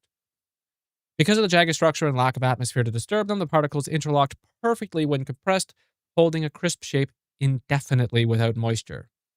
Regarding the mismatched sole, this is interesting because I didn't know this. The spacesuits featured smooth boots, but the astronauts wore heavily ribbed slip-on lunar overshoes. Mhm. I didn't know that. So Yeah. to provide It's traction, because they couldn't. Yeah, yeah, and because they couldn't bring the idea was to bring as little material back into the lander that wasn't encapsulated. So yeah, they had to remove it and leave the boots. They left the boots. They left a shit ton of garbage on the moon because anything that they left on or took from the moon couldn't come back into the capsule because it could contaminate the, cross contamination. Yeah. So I didn't know that. I didn't know that they were wearing booties. Yeah. Do you know that space has a smell? Yeah, it's burnt aluminum. Yeah. Smells like snow. Yeah. You know there's also air in space? And you can hear sound in space? No and no. I didn't know either of those Yeah. things. So the idea that there's no air in space is objectively wrong. And anybody, even Neil deGrasse Tyson would probably confirm this. It's just not close enough together to be of any use to us. Wait, hold on. Objectively, there does exist. What? Yeah, back to the moon landing. Yeah. Yeah. Bad Kate. I think don't you're talk about plants with Karis. Yeah. Conspiracy theory. Karis's plants are made of plastic. Yeah. You know what, man? The ones in my bedroom, some of them are. And I forget to water them all the time. Great. Awesome. Shut up. Point number 6. The missing blast crater. Okay. This, by the way, I had an internal schedule for this live stream. We should have been here 20 minutes in. You're just gonna have to cut one of your topics. The creepypasta, I guess. I won't talk about the casket girls. It's all you. This is your shit. No, you can talk about the casket. No, your stuff. The lunar module's descent engine. Okay, so the idea is that the missing blast crater, that's this one, okay? The lunar module's descent engine produced 10,000 pounds of thrust, okay? I didn't know that either. That's fascinating. To me. It should have blasted a massive crater into the surface, but the module sits on undisturbed ground. That's the claim. Okay. However, you must remember that the moon is in a vacuum. Yeah. There's no atmosphere. So, in a vacuum, exhaust gas behaves entirely differently than it does in an atmosphere. Without surrounding air pressure to constrain it into a tight focused column, the exhaust rapidly expands outward in a wide cone the moment it leaves the nozzle. This severely diffuses the pressure on the ground directly below. Additionally, the engines were throttled to about 3,000 pounds of thrust during the final hovering phase. Finally, the deep, loose dust on the moon is only actually a few inches thick. Beneath it is hard lunar bedrock, which the diffused exhaust simply swept clean rather than excavating. So, in the process of learning to counter these points, this piece of information really stood out to me. Exhaust does not behave the same in a zero atmosphere environment. Yeah. So that entirely destroys my theory on how thrusters would work. Never mind. That's too much to. So. Yeah, burnt steak. Yeah. Does the moon have orbs? Yes, the moon is covered in orbs, but there's no atmosphere to kick up the dust. So I guess no. No, actually, they're bugs. No orbs, only bugs. There's no atmosphere, so you can't really have floating dust. You can. Don't worry about the atmosphere. There's another body. There's another sequence of information that you need to consider is gravity. Yeah, but no, the gravity is almost irrelevant in this because the atmosphere. No. Listen, gravity is what keeps the astronauts on the moon. The atmosphere is what allows there to be an air cushion underneath the dust to allow it to become airborne. So without the air current, without the atmosphere to allow the dust to remain airborne, what the fuck is the answer to this? I'm just trying to hear me out here. Okay? Dust has mass. Moon's mass is much greater. Airborne particulate would not remain airborne because the mass of the moon would pull the objects toward it. That's called gravitational force. Are we debating whether or not Nick's doing something? It's the atmosphere. The atmosphere. So the reason why so air is dense, density of air. So the reason why dust is able to float around on Earth is because of the density of the air. So it's almost like it's riding on like a big giant pillow of air, right? So if you're dropping a bunch of dust and the dust floats away in the wind, it's because the wind is what's holding it up. So without an Yes, atmosphere, because the wind if you pick is up a pile of moon dust and you just let it more go, it's just going force. to fall directly down. It doesn't get blown Well, away. It doesn't have an air yeah, cushion underneath to keep it elevated. So no, there are no orbs on the moon. technically not though. There's more to that. There's a little bit more to that science. Okay. Once again, the moon has mass. The mass creates a gravitational force regardless of atmosphere. Mm-hmm. So smaller objects get pulled to it. Those smaller objects can be the size of a penny, can be the size of a speck of dust. Now, when something impacts the lunar surface or something drops something on the lunar surface, a direct descent is one thing, right? So if I drop a rock like from like a stationary position, it will it'll drop down to the ground. It will connect with the moon because there is gravity on the moon. But any kick will produce tiny particles which will scatter out until the force of them being pushed away decreases, and then it gets pulled back or it gets overcome by the moon and gets pulled back down. So there are orbs on the moon. They're not ghosts, but okay. Hmm. Yeah. Anyway, technically there would still be orbs on the moon. They wouldn't happen without impact or consequence, something pushing it. Yeah, But but there also on wouldn't on last. Earth we have wind doing that. On the moon it could be an ast or a meteor the size of um like a nickel. Yeah. Okay. Well, so point 7 was the wire work. The low gravity hopping of the astronauts was faked by filming them in standard gravity, running on a soundstage suspended by wires, and then slowing the footage down by 50%. That's the claim. Uh, so when the astronauts walk or the lunar drives, it kicks up a trail of dust because there's no air resistance. I already fucking answered this, and I had to go and look at it again because we got so sidetracked that my brain wiped all the information. Yeah, that's fair. So there's no air resistance. Every single particle of dust travels in a perfect, unimpeded parabolic arc and falls straight back down to the ground simultaneously.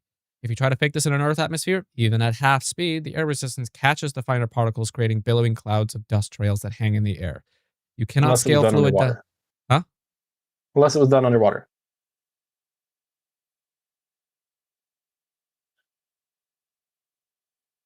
With like oxygen tanks? I mean, Yeah. I mean, the suits are meant to be worn in space. They should be useful underwater. um, I'm not saying that's what they did. I'm just saying like the things you're talked about could also work underwater, yeah, just in I like varying degrees. Because you also have like the amount of cloudiness. no, It's the because same the thing. water would get muddy. Yeah, murky. Yeah, yeah. I was sorry, that was my brain just fucking shat the bed. Ugh, You're like you're not wrong, but no, I no, was like, it's not great. right. Now I have to fucking think about this for a couple seconds to like come up with the reason why that's not gonna work either. Yeah. Um, and the final point, which was supposed to be the 20-minute mark, which is now the 120-minute mark, or sorry, not the 120-minute, 1 hour 20-minute mark. It's only 80 minutes. Yeah, the It's 70 fiducial minutes. marks, which is a word I've never heard before, but I did in the process of trying to understand this. The crosshairs, the cameras used by the astronauts had a grid of crosshairs, or they're apparently called fiducial marks, that were etched into the glass plate between the lens and the film. So they were there. They were like on the lens, right? They weren't like Hmm. digitally added, they were on the lens. In some photos, objects like the flag or an astronaut appear to be in front of the crosshairs, proving the images were layered composites. This took a lot of reading to even understand what the fuck they were talking about in the first place. But apparently, which actually I do understand what they were saying. There are several photos where the crosshairs that were etched into the glass appeared behind the flag, right? So like the flag was like on top of the markings. Anyways, um, but this is called emulsion blooming. So This is a well-documented artifact of chemical film photography.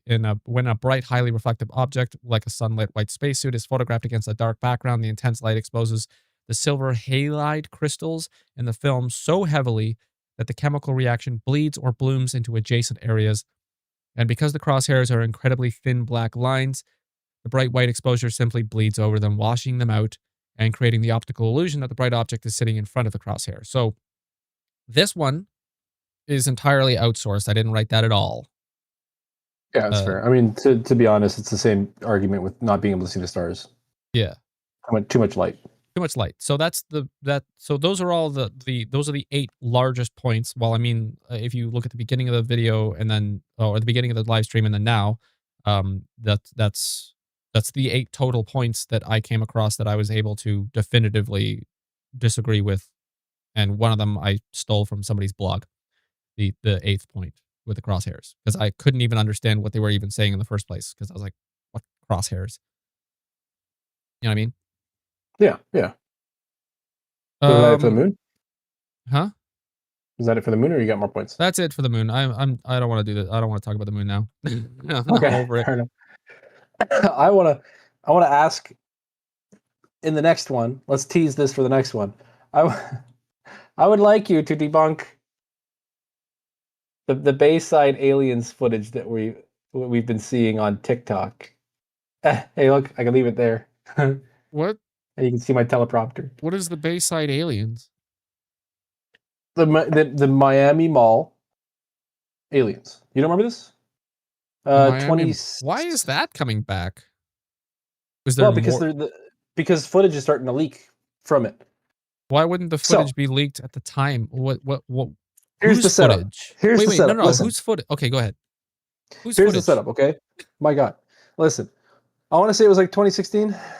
It was a long fucking time ago. Yeah. When was it? Yeah. So basically, at the mall, this thing lives rent free in my brain. I need to know more, and there's no fucking information on it because they did such a big cover up. Chat. I don't know if anybody's said anything. Hmm? I don't know. I haven't been looking at chat for a little while, so I don't know if I missed anything. Yeah. So no, I'm reading it. Yeah. I don't know if your stream is delayed. I'm seeing them pop up, and then I'm just looking at them. I've got the studio app, so like the chat is supposed to be coming through live, but I've noticed that you've been reading comments that I haven't seen yet that don't show up in the like this is the interface that I'm supposed to be responding to chat in. Why wouldn't it be instantaneous? I think it's because you're trailing with that. I'm reading it like from YouTube. Like I'm like watching the stream on my Grumpy Wizards account. And okay. In any case, so the Bayside or the Miami Mall incident was basically this incident that happened on New Year's Day, where a whole fuck ton of police responded to calls from the mall. People were calling the police and saying there are 8-foot fucking aliens attacking people in the mall. There are aliens in the mall. Shooting. There are aliens in the mall. Okay. That's what people were calling in. Like the dispatch were getting calls about aliens in the mall. And so they sent every fucking police officer they had. There were black helicopters flying around the fucking the mall. There were like 377 police cars showed up to the mall for this one thing. Well, it's really bizarre because when the news came out, that means to me that they have like a predetermined like response ratio for an event that includes the extraterrestrials. Yeah. Like, well, imagine the fact is that so many people were calling in. But like that they were like, there's a massive event happening. Imagine you're the dispatcher. You pick up the radio and you say, all units, there are aliens at the Miami Bayside Mall. Yeah. How many police officers would fucking respond to that? That means that there's some sort of training program in place that has them go, a code. Aliens? There might be a code. That makes sense. Let's go. It could be like a code, like terrorist attack or something. For code 20, all units respond. Terrorist code attack, 20, sure. and then that's most likely what happened. Because if I was a police officer and I heard aliens at the mall, I'd be like, somebody hijacked the radio. Ignore it. Yeah. So everybody beelined it. All the police beelined it to the mall. I don't know. All the police beelined it to the mall. They were flooding the streets, and it was all over the internet. People were being like, "What? There's aliens in the mall." That was the reporting at the time. And then when the news came out, they said a group of kids got rowdy. It was January 1st, 2024. Sorry. There you go. They apparently a bunch of kids started a brawl in it. Like they started fighting. Like some kids were fighting in the mall. Yeah. That's it. That's their reasoning? The reason that 370 fucking police officers showed up to the mall was because there were kids fighting in the mall. Weren't there fireworks involved? And so all of the police, there was a lot of different conflating results. Which They were means like, oh yeah, oh, there was rioting and looting happening because of the kids fighting in the mall. So there was a bigger presence that was required. But what happened was they got to the mall, they stopped people from leaving the mall, and they were oh, checking people's phone for footage as they were coming out because they wanted they were collecting information about what happened in the mall. And the people who reasonable. had information in the mall who managed to get out with those videos were sworn to secrecy. They were like, if you release any footage from what you saw inside, you're going down. You're fucked. Right? Oh, And so they okay. bullied them into not releasing them, and they deleted information like videos from people's phones so that nobody outside knew about it. Right? And Mm. then this one guy Did they go into the deleted? releases. Sorry, go on. He released the footage from that, which includes 2 seconds of footage where you can see three really tall, 8 foot fuck-alls, aliens, Okay. that during this footage. And it's recirculating now because the guy released it. He goes, I don't care what happens now. Disclosure or whatever. And he released this video. Could be AI, could be Most anything. likely. Most likely It's where is. you come in, Mr. Forensic Tools. Okay, Debunk the so Bayside Alien Mall alien video. we'll start off with You could this. look. The brawl. Aliens don't exist. No. Aliens do exist. They just haven't been here. We just haven't. They're somewhere. Trillions and they're, trillions of stars, and each of those they're stars here. has an accompanying subset of planets. They're here. Mathematically impossible that we don't have aliens somewhere. Man, I just Chris don't think Brown, they've the been here. basketball guy, is an alien. He admitted it on a live stream on a podcast. He's like, they're like, do you believe aliens are here? Of course, I am an alien. And Yeah. you know why? Because of the basketball video. He goes to do a slam dunk, and his fingers stretch over the ball like he's fucking transforming. No, that's And just like, fucking aliens, man. No, so the basketball game was actually recorded at 24 frames per second, and it was on the TV at 60 frames per second. He's an alien. So they had to fill in so they had an artificial system that was in filling the frames, and that extended his fingers. Yeah, because they slowed the footage down, and so it like added frames and made it look Exactly, really it fucked up. added frames. Exactly. I know. Done. It was funny. It was facetious. The Bayside Aliens. I want to know more. I could do an entire deep dive into it. I don't think I've seen that. They live, Okay, yeah. so that's the one where he puts on the glasses and all the signs say obey, and he's like, "You are one ugly motherfucker." Oh, I've seen that. I've seen that in I'm pretty sure memes. I haven't seen that movie actually. You haven't seen that in real life? Wow, No. that's a good movie. It's really disturbing. Memes aren't real life. I'm like 90% sure it's called I Live, or They Live. Okay, so the debunk for it. Yeah. Okay. Reading the news report right here, it says that there were dozens of teenagers in a brawl setting fireworks off at each other. Yeah. Fireworks sound like gunshots. To everybody in the mall, there was a report of an entire battalion's worth of gunfire. That leads me to think to myself, the police were called saying, hey, there's like an untold amount of active shooters in the Bayside Miami Mall. That would warrant sending every goddamn police officer in the entire state to that mall. So dozens of teenagers can fire multiple fireworks at the same time, and if they're like, imagine it sounds like, you know, Call of Duty World at War, no Russian, you know what I mean? Yeah. Yeah, I would send every police officer. Yeah. As for the idea that people weren't allowed to send to release their footage, it's an active investigation. Them's the rules. Them's the rules. Okay. And the reason why we tell people not to, well, not we, I'm not a fucking cop, but the reason why you're told not to release footage or that an ongoing investigation cannot be reported on is because we don't. I said we again. We as humanity. The police don't want vigilante justice to be applied to people who, during the pursuit of an actual investigation, are proven to be innocent. Yeah. So, you know, we all get the footage. We look at the footage. We make our own assumptions, and those assumptions sometimes spiral out into absolute chaos between public individuals. I do want to see this footage. I'm 99% sure it's going to be AI generated. It's been too Yeah, that's long, fair. and AI wasn't a thing really then, and now it is This is new really a footage, thing. though. And it just seems like it's coincidental that this Bayside alien footage comes out mere days after the brand new video production AI system that was just released that have like dynamic angles and everything. Have you seen that? No, but I'm sure I'll look into it after. It's Um, it has the ability of creating background tracks. It has the ability of multiple camera angles that are properly referencing different angles Christian's in timeout. He's been in there for 25 minutes. in timeout in the Yeah, chat. he's in the other channel. Yeah, he's in the other channel in Discord. He's in Discord, but he's Yeah, that's funny. yeah, um, yeah. So, well, the thing is, I'm like, I have been looking So at a lot of things and exploring a lot of things. yeah, I've been exploring a lot of ancient aliens. I've been yeah. exploring about a lot about ancient cultures. I've been exploring a lot about religion. I've been exploring a lot about these different topics because at my new job 8 hours a day where all my entire purpose is to find, pick, pack, and ship people's orders. The rest of the time, nobody talks to me. I just go about my business. You So just research that stuff.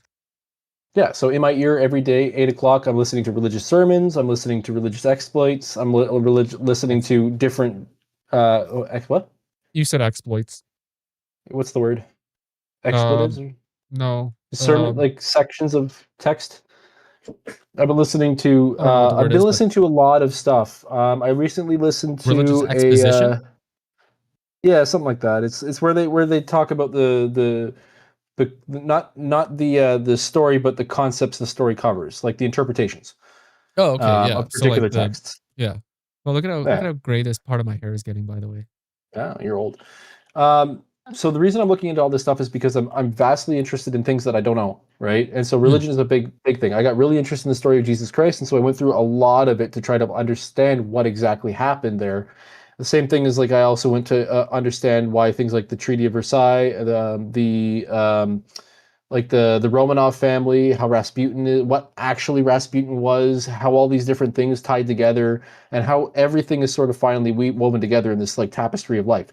And then looking back at like ancient Mesopotamian cultures and ancient like basically all these different like ritual sites and stuff that people have done. So I'm trying to learn more about all this stuff. And one of the things that I've convinced myself is a couple of things. First off, aliens are here, not in the capacity that we understand though, You mean because like this is a, horseshoe crabs and I mean, like cephalopods in general? I mean, actual. fucking I squid, mean, not extraterrestrials. not squid, octopus.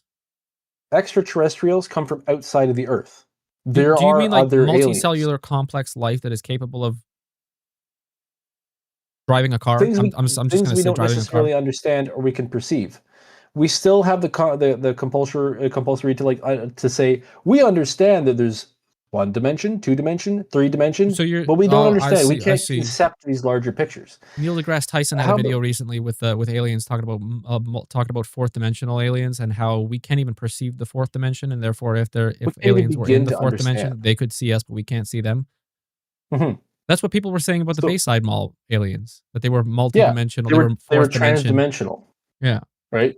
So here's the interesting thing about this. There's a lot of hypotheses that could back up and relate a lot of this information, stitch all this information together, I and gave sort of myself like a there. headache trying to understand what the fourth dimension would even be, once a Yeah, long time ago. I have a better understanding though. I have a much better understanding because of the abstract nature of the way that I think, the way that I've Yeah, taught myself you're to think of things capable in a different you're capable perspective. of coming to conclusions about things that science hasn't proven based Yeah, on I'm theoretical at the end, concepts or and hypotheticals.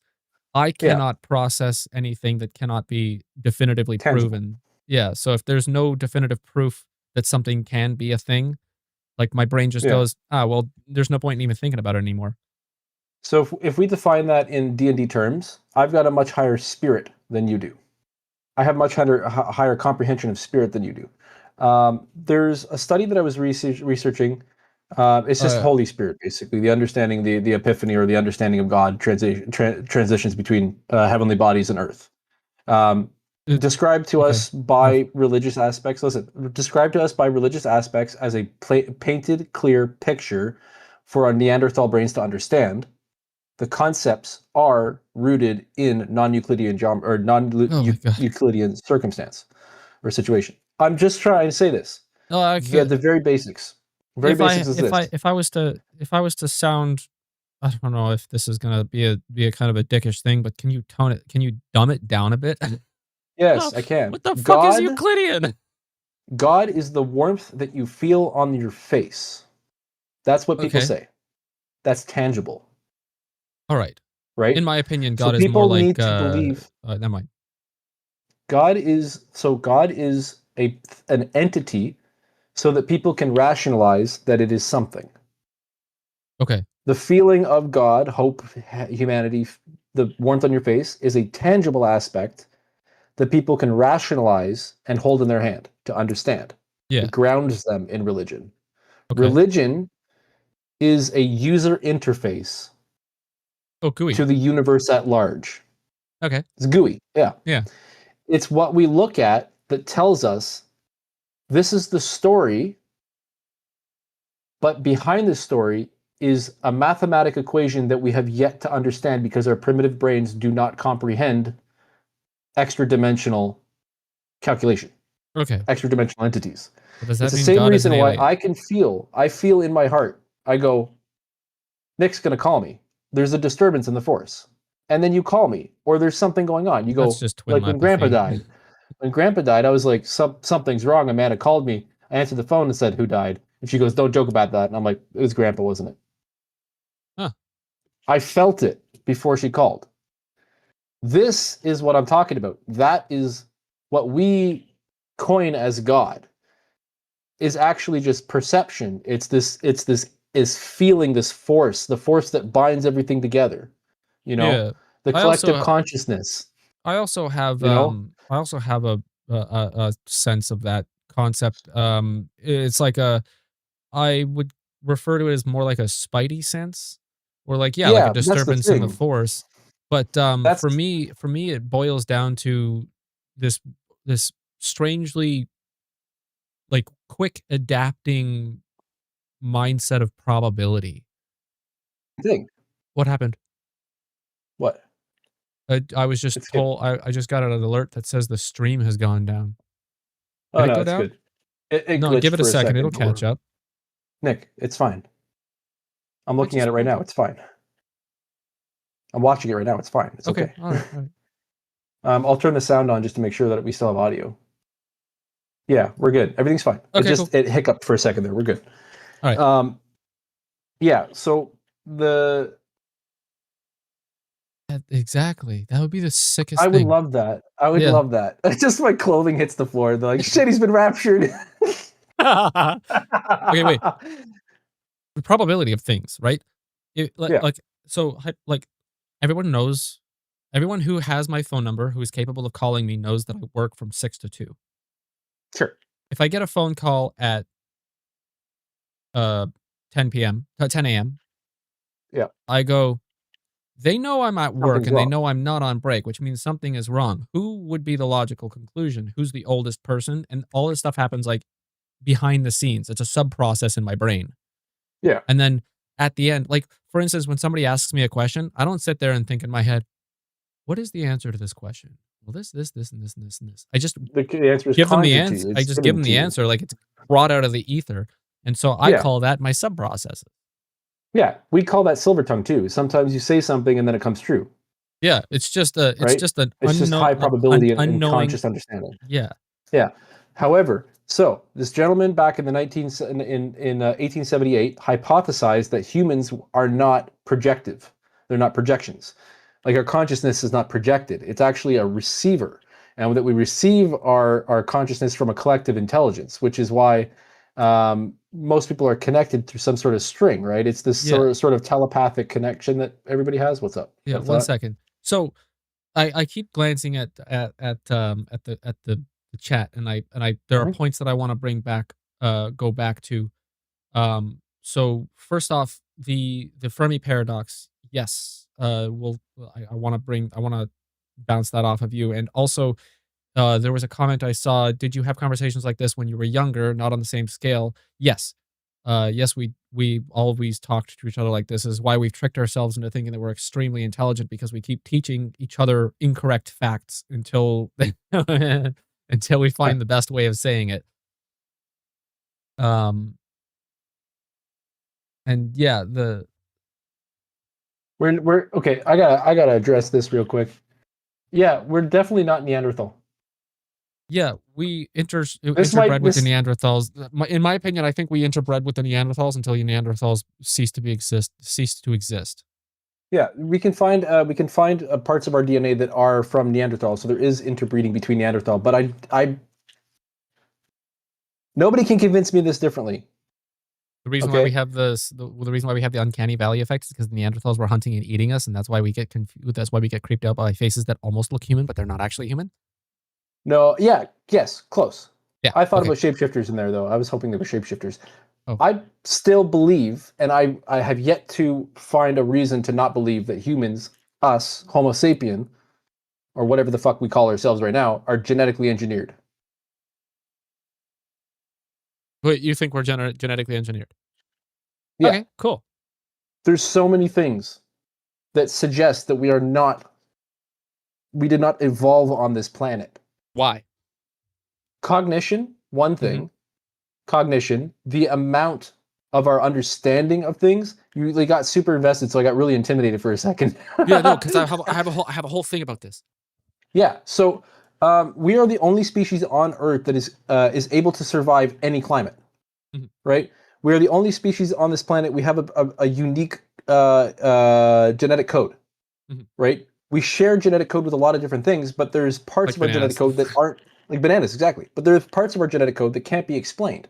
How, like the fact that we have this, like one day, this one genome in our brain, this one tiny switch was flipped, and all of a sudden we were able of comprehending these giant concepts and becoming like these incredible things. You don't just go from primitive stone tools to all of a sudden understanding the complexities of existence, and like the rate that our brains expanded, or like, you know, Hmm. it just doesn't make evolutionary sense. The only Yeah. way it would make evolutionary sense is if we were struck by a fucking a meteorite that fell from the stars and just hit the one part of your brain that selectively bred our plants to turn us into these crazy creatures. Hmm. There's just like there's so much that doesn't compute from Yeah. looking at the ancestry, looking at the Denalists, looking at the Neanderthalists, and then looking at like these different sects of humans and how they all came together and somehow formed this extraordinarily intelligent primate. It Hmm. makes no fucking sense. So there are like I don't know the exact number, so let's just say there's like 100 breeds of dogs, right?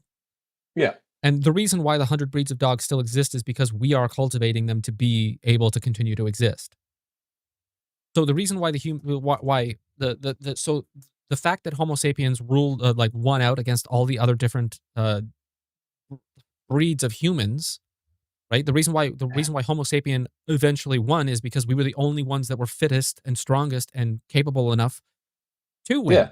So there's this thing that I keep hearing from people like, look, I completely respect religion, all religion, completely Yeah. Yeah. respect Yeah. it, and Yeah. I really kind of understand the need for specific religious things. I've had I wouldn't call them come to Jesus moments, but I've had this like these momentary epiphanies of being like, wow, if that's Yeah. what it means to be a Catholic, then that's really special, and I really enjoy that concept. Yeah. I don't believe that God is an entity that that watches over us. If Oh, anything, God created the manifestation. world and then went off and did something else and left us to our own devices. But that's neither here nor there. In my personal opinion, I believe that God is not an entity, but rather the representation of humanity's ability to do good for each other. You know what I mean? Everything that Yeah. makes you feel happy and warm and fuzzy, and everything that is the antithesis of that, is what we've given a structure to as God and the devil. So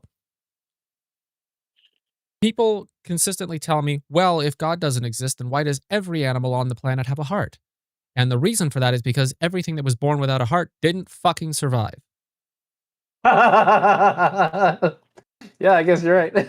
Yeah. So We have now That's actually, yeah. determined through the process of understanding the anatomy of every single creature on this planet that there is a specific set Third man of syndrome. biological requirements to succeed in life. Yeah. So here's the thing. There are a lot of stories about the third man syndrome. You know the third man syndrome? No. Y-Files just put out a video on it. I really enjoyed it. Okay. It's the third I man should syndrome is watch that. basically when somebody's at the precipice of death.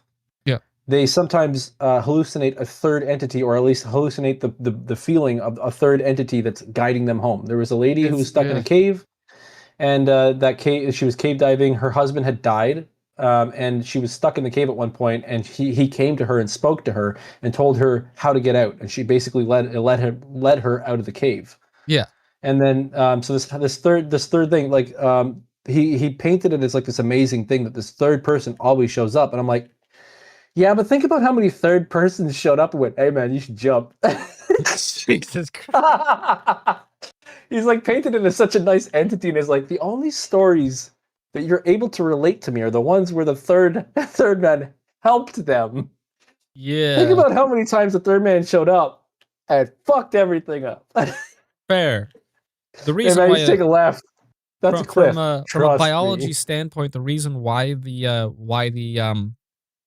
reason why your brain projects an image of something that like mom, grandma when you're dying is because dying is a threat, and Yeah, threats that cannot be reacted it's a to safety with mechanism. physical, yeah, your brain floods your brain gets Body. flooded with a thing that makes you hallucinate to make the act of dying. It's like It's a reaction to like to immediate like death. Basically, it's this. yeah, It's because this. you cannot It's like the fight same death, reason. and therefore the only way that your brain can fight is by Is flooding it your fights brain with itself? that chemical that makes you happy and fine. Yeah, fair enough. So Yeah, crazy. I hallucinations don't know. happen when too much chemicals get put in your brain. Yeah. Um, Um. so I want to so this creepy pasta thing. Yeah. So the point of the creepypasta uh, was to read you a creepypasta that I wrote because I needed to write a creepypasta because I wanted another topic for this live stream because I thought that if we didn't have topics, we wouldn't be able to keep talking and stuff like that. Apparently, it's never going to be an issue. Yeah, apparently not. So the whole purpose of it, and like, this is stupid. Um, I was gonna turn the lights off and read the creepypasta, and so there's this weird part of me that doesn't want to be dishonest. So it's a video. I pre-recorded a Yeah, video. it was our pee break video. It's a pee break video. So it is a video. It was intended to blend seamlessly into the live stream, but now it's started to feel weirdly disingenuous to find a segue to click the button and go pee, but I have to pee. Yeah, you go ahead. I'll be here. We'll probably I think we need to end the live stream around 7 because that's when supposed to play Phasmo. Oh, okay. Yeah, DMT. That's it. That's it. It's DMT. yeah, DMT. Yeah, that's Yeah. yeah, crazy Uh, drug. do you not believe in any sort of intelligent design? I I want to say that my belief is that the jury is out and cannot be the existence of Anunnaki. the existence of God and immaculate design is ultimately unknowable. That is my belief. Yeah. There will never be never be sufficient What is it? evidence for or against it, and that's What that is in it that itself is the answer. It's like when the government says everybody get out and vote, and one person doesn't vote because they don't like the candidates. That's a vote. You know what I I mean? think I It's like think a third Neil option. deGrasse Tyson said that that God is an ever receding pocket of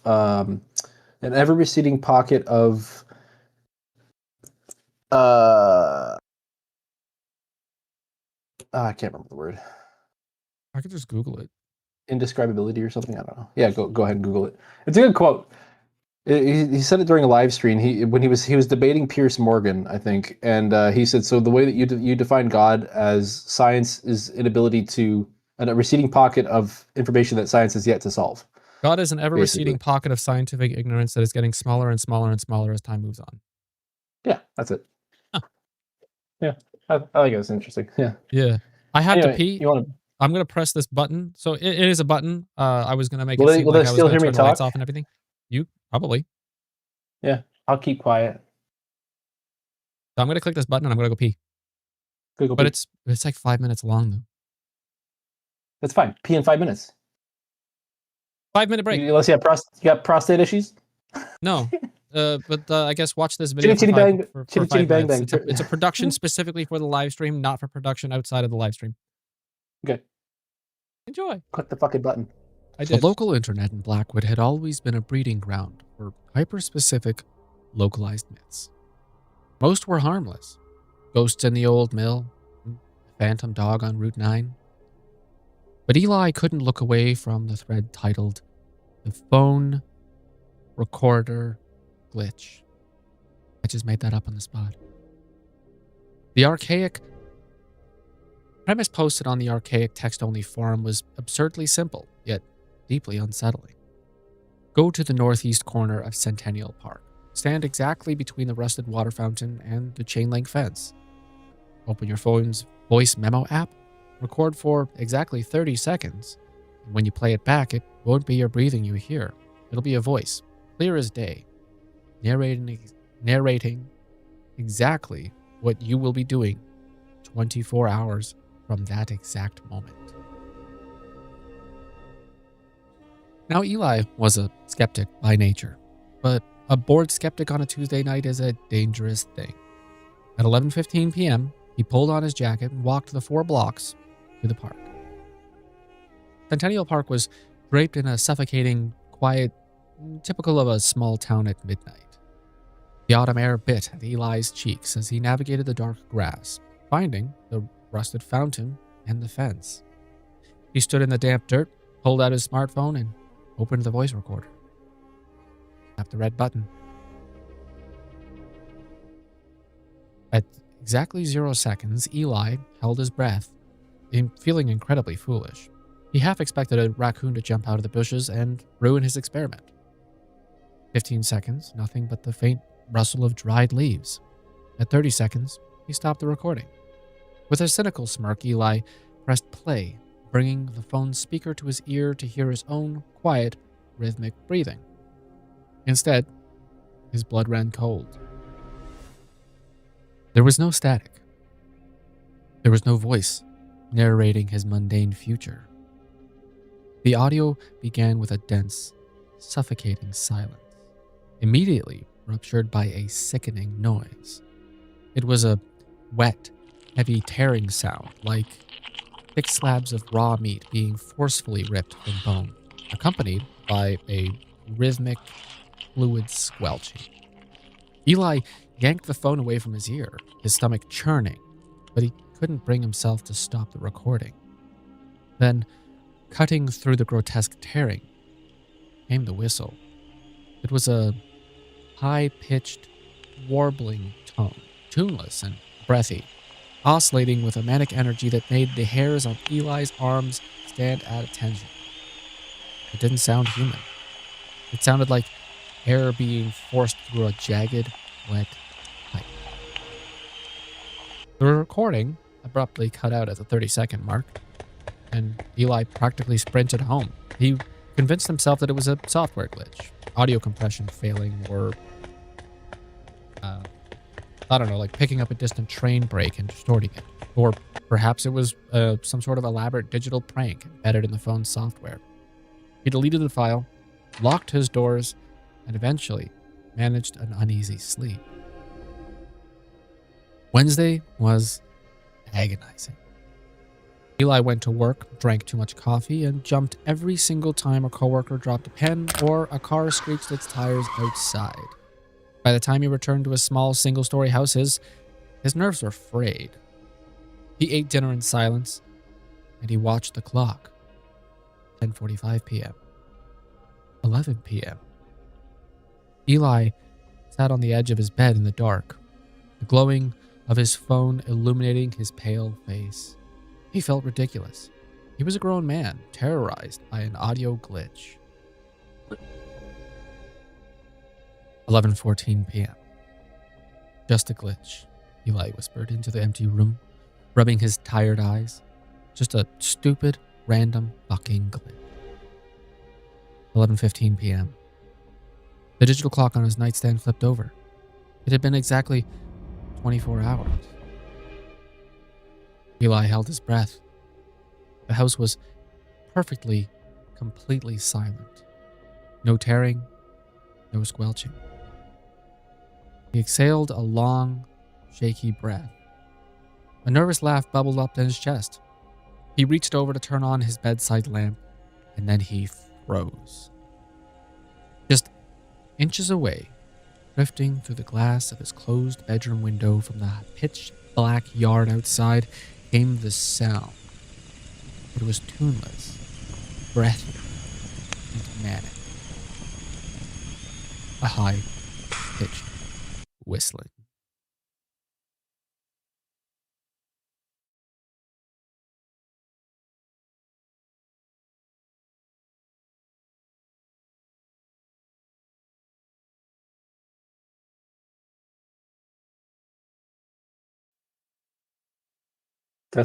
There we go. Yeah, Karis, you're absolutely correct. It was cooking weenies. Was cooking weenies? It was I know about cooking cooking weenies over a fire. I couldn't find a better sound effect. Yeah. Just ask me what the sound of poutine. Go for 4 I can hours tell this you. week. Hey, if Tell you Karis the wants to, gravy. if Karis is getting, if Karis gets bored and he logs off, I'll just sit here and I'll breathe heavily into the microphone for 2 more hours. For 2 more hours, yeah. Yeah. So that's exactly what that was. What'd you think? Obviously it was cliche as hell. I mean, I listen to creepypastas a lot. When I wrote it, I was just like, I know intrinsically how to write a creepypasta because of like listening to them.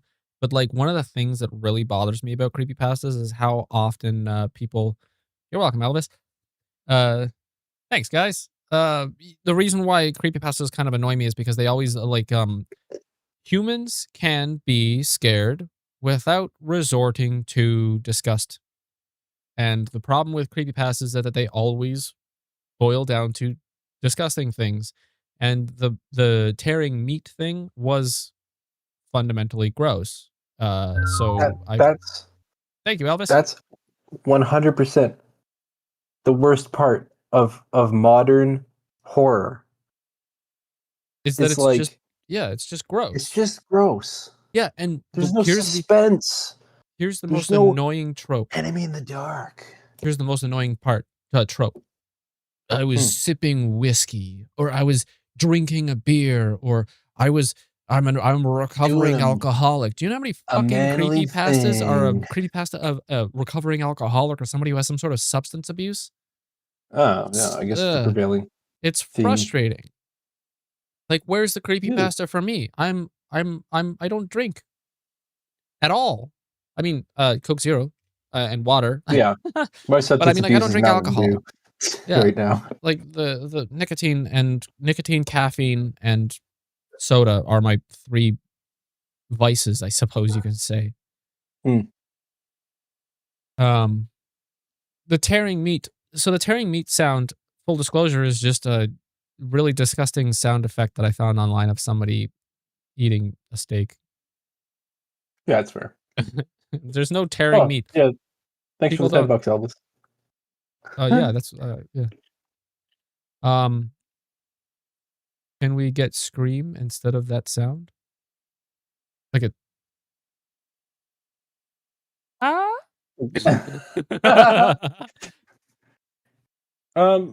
Kevin, what movie? Yeah, so I don't know. There was a little period of time right before the live stream went up that I was like, I really wish I didn't write that or make that video, because I was kind of like, this is stupid. But you're always your own worst critic. So when you're I'm happy that I didn't listen to it. I went and peed instead. So you don't like the sound of squelching? No, because I don't like the sound of my own voice, and I don't like. Oh, I don't like presenting things that I've created because I always feel like really, Embarrassed?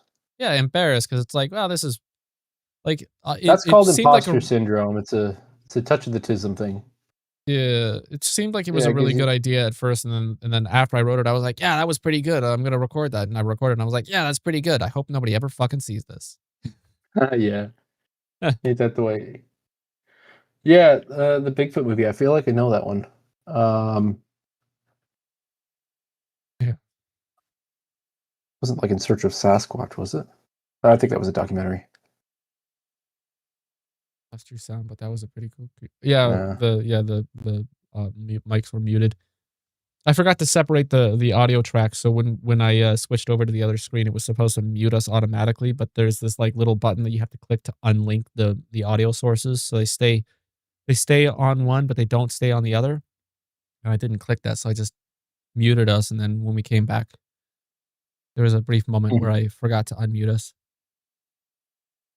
Legend of Boggy Creek? Is that the Sasquatch movie or kind of Blair Witch footage movie type thing? Yeah. Oh I don't know. god. I think I'm thinking of Abominable, Mm. but I don't know if there was a movie that I watched a while ago. It was like some like Russian guys hiking in the woods, but they were being chased by something that was like, or they were hiking a mountain and they were getting picked off one by one, and had a lot of like a person getting like pulled into a cave, them trying to like find him in the cave, and then finding like pieces of his body all the way through the Mm. cave, Whoa. and That's yeah, really fucking metal, and they were hunted by this thing. if you guys want me to, I could probably do a creepypasta every week. Yeah, why not? You Um can end the stream with a creepy pasta. that's yeah, and then like some like general like little like fading banter. But yeah, Yeah, I'll try. yeah, creative writing is awesome. Yeah, you guys should I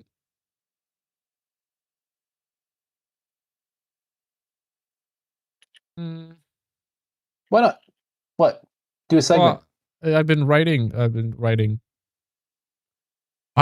a book for like a couple of years and it's stupid. No, it's not, dude. What you read me the other day was like, I would read that. It's super exciting. Mm. Sounds awesome. I'm excited to hear about it. Yeah, so Yeah, basically it's a rip off of Assassin's Creed. I'll just say that, and The Matrix, and basically like 100 other different things that all came together in my brain. I was just like, wouldn't it be cool if this existed? And I was like, I really wish that somebody wrote this, and then nobody wrote it, and I was like, ah, fuck, okay, I guess I will. And then you I know the wrote it, and then I greatest hated it, and I deleted it, and I wrote it again, and then I hated it, and I deleted it again, and then this is the the seventh greatest time that I've thing written it. the greatest thing about writing a book is you still get to experience the story. Yeah. So even if just for yourself, it's a wonderful adventure. That's what D&D is all about. Mm. Yeah, we can definitely I'll definitely do a creepypasta. It'll I the problem with the book, I keep writing it and the first time I wrote it and I was like Yeah, that'd be great. reading back what I was doing, I didn't Hey, like what? he's talking about your book, not a Okay. creepypasta. What if you keep writing your book and then every week you read us the next section that you wrote?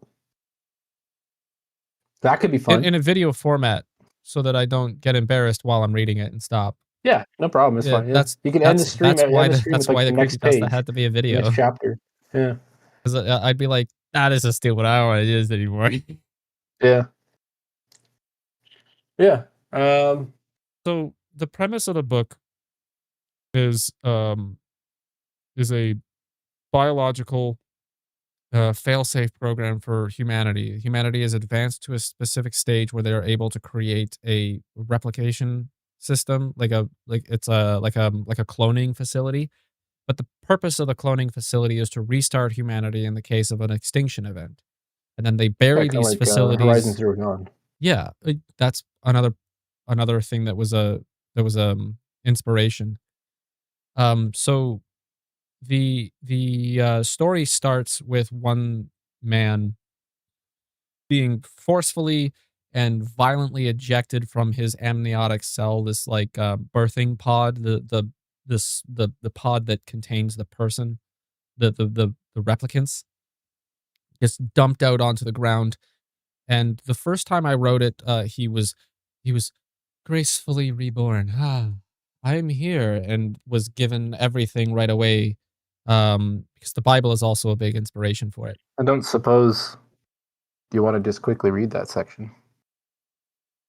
I'm sorry, I don't want to push you into it, Okay. but just at least just the birthing matrix. Regale us with your crazy words, spaceman. Yeah. Okay. So Just read it. It's fine. Everything's okay. fine. All right. So the page it starts with like an AI voice. It goes system initializing, boot sequence initiated, and then it did not begin with a light. It began with a massive, crushing concussion. It was the sensation of being slammed into a physical body from a million miles away, a violent tethering of consciousness to meat and bone. For a fleeting, fractured second, there was nothing but the void, and then a tidal wave of sensory data. Thousands of microfilaments, cold and rigid, pierced into the skin of his skull, vibrating with a low-frequency hum. Thicker, heavy-gauge tubing snaked into his throat, his chest, his abdomen, bypassing his own biology to anchor his vital organs to the low thrum of a central life support system. He was suspended, floating in a viscous amniotic gel, trapped within a synthetic cocoon. He had no name. He had no memory. There was only instinct, raw and terrified. Breathe. His chest convulsed, fighting to draw air. But his diaphragm met the immovable resistance of a machine. A ribbed pipe shoved deep down his trachea was forcing sterile, oxygen-heavy air into his lungs in a slow, rhythmic, agonizingly deliberate cycle. He was drowning in air. Panic spiked, primal and absolute. He thrashed against the gel, muscles that had never been used seizing and cramping. But heavy restraints clamped around his wrists, waist, and ankles held him fast. Warning, subject 1 vitals critical, cortisol levels exceeding threshold. The silent alarm wasn't heard. It was felt. The cocoon hummed a pitch higher. Instantly, the sharp sting of a pneumatic injector bit into the side of his neck. A wave of synthetic ice flooded his veins. The terror didn't vanish, but it slowed, trapping him behind a thick wall of chemical detachment. His thrashing ceased. His heart rate, monitored by the quiet blinking of unseen sensors, was forced back into a steady, docile rhythm. Deep within the base of his skull, a metallic click echoed through his auditory nerve. The neural link engaged. The darkness of his closed eyes fractured into a sudden, blinding expanse of pure white light. It was endless, sterile, and terrifyingly perfect. And then, from everywhere and nowhere, all at once, a voice resonated inside his mind. It was the voice of impossible depth, synthesized from a million overlaid frequencies to project an absolute, unwavering authority. "Be not afraid," the voice commanded, the sound reverberating through his jaw and rattling his teeth. "I am he. The others are silent. The earth is renewed. It's time to wake. The incubation matrix is terminated." The voice resonated, fading instantly into a hollow, echoing silence. The chemical calm in his veins evaporated, replaced by a sudden, violent mechanical whir. Restraints snapping open felt less like a release and more like abandonment. Gravity, concept his body had never truly known, seized him with crushing, merciless weight. Before his mind could process the sudden heaviness, the extubation began. I don't know if that's a real word. The ribbed pipe lodged deep in his trachea jerked backwards. He gagged, his body violently rejecting the extraction as the machine dragged the thick plastic up his throat. It tore at his vocal cords, pulling a silent, agonizing scream from his chest. Thick, translucent gel and bile erupted from his mouth as the tube popped free with a wet, sickening suction, leaving his airway raw and burning. Then came the cranial filaments. A synchronized mechanical clack echoed right behind his eyes, and thousands of microneedles wretched themselves free from his scalp simultaneously. It felt as though his skin was being peeled off his skull in a single sheet of fire. The front of the cocoon split apart, a heavy pneumatic hiss giving way to a sudden, rushing cascade of amniotic fluid. He was carried with it, flushed out of the pod like a lifeless piece of debris. He hit the floor with a wet, heavy slap. The surface beneath him was an unyielding, freezing cold steel grating.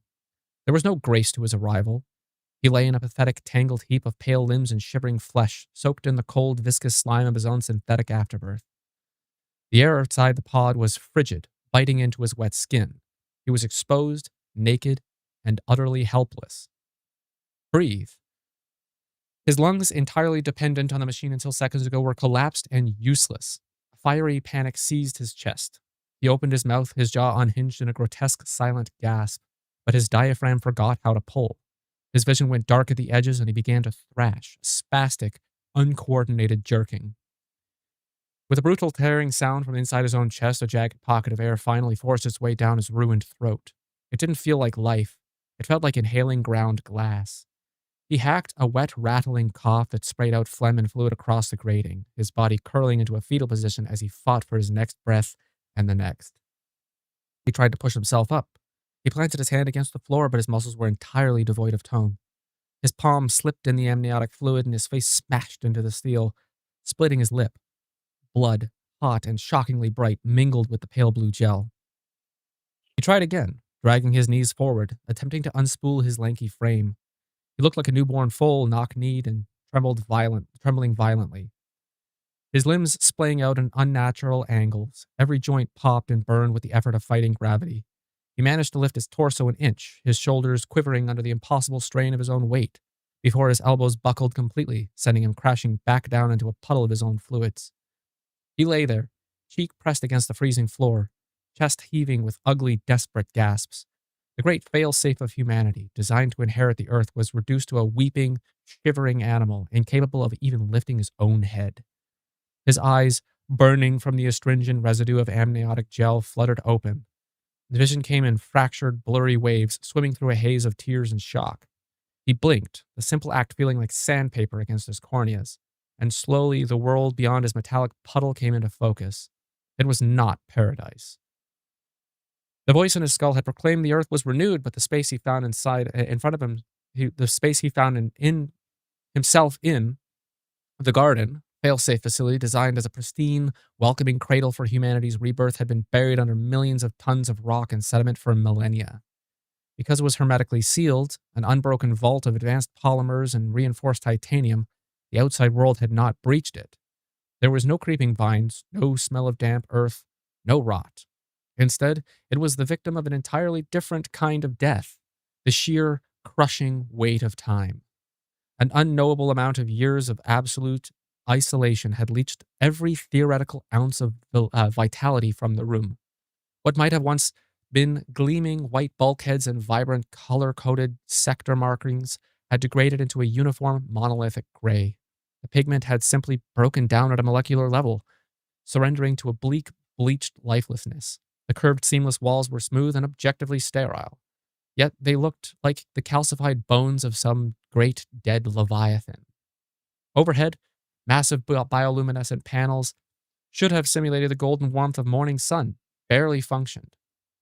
They emitted a sickly, pallid luminescence, casting flat, shadowless light across the expanse. He managed to drag his chin off the grating, his neck trembling as he took in the scale of the room. It was cavernous, stretching out into the gloom. All around him were massive, tiered structures, hydroponic beds and incubation chambers meant to seed the terraformed planet. They sat dormant under thick, clouded glass, their synthetic soils pale and dry as dust. If there was life suspended within them, it was hidden away in mute, gray silence. The air he was so desperately trying to pull into his lungs was scrubbed, filtered, and perfectly balanced, yet it tasted profoundly ancient. It was dead air, recycled through silent atmospheric processors for an eternity, devoid of the ozone tang of the storm of Christmas of a breeze. Devoid of the ozone tang of a storm or the crispiness of Christmas of a breeze. It tasted like metal and nothingness. There was no sound, no hum of a working starship or anything, no vibration of active machinery, save for the weak, dying rattle of an open pod behind him. The absolute silence pressed against his eardrums with a physical weight. He was the only thing moving in a I don't know how to pronounce that word, sepulchral world.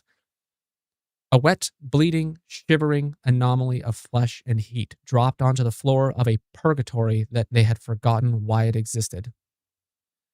His hand, smeared in the blue gel, and streak of his own red blood dragged across the faded gray decking.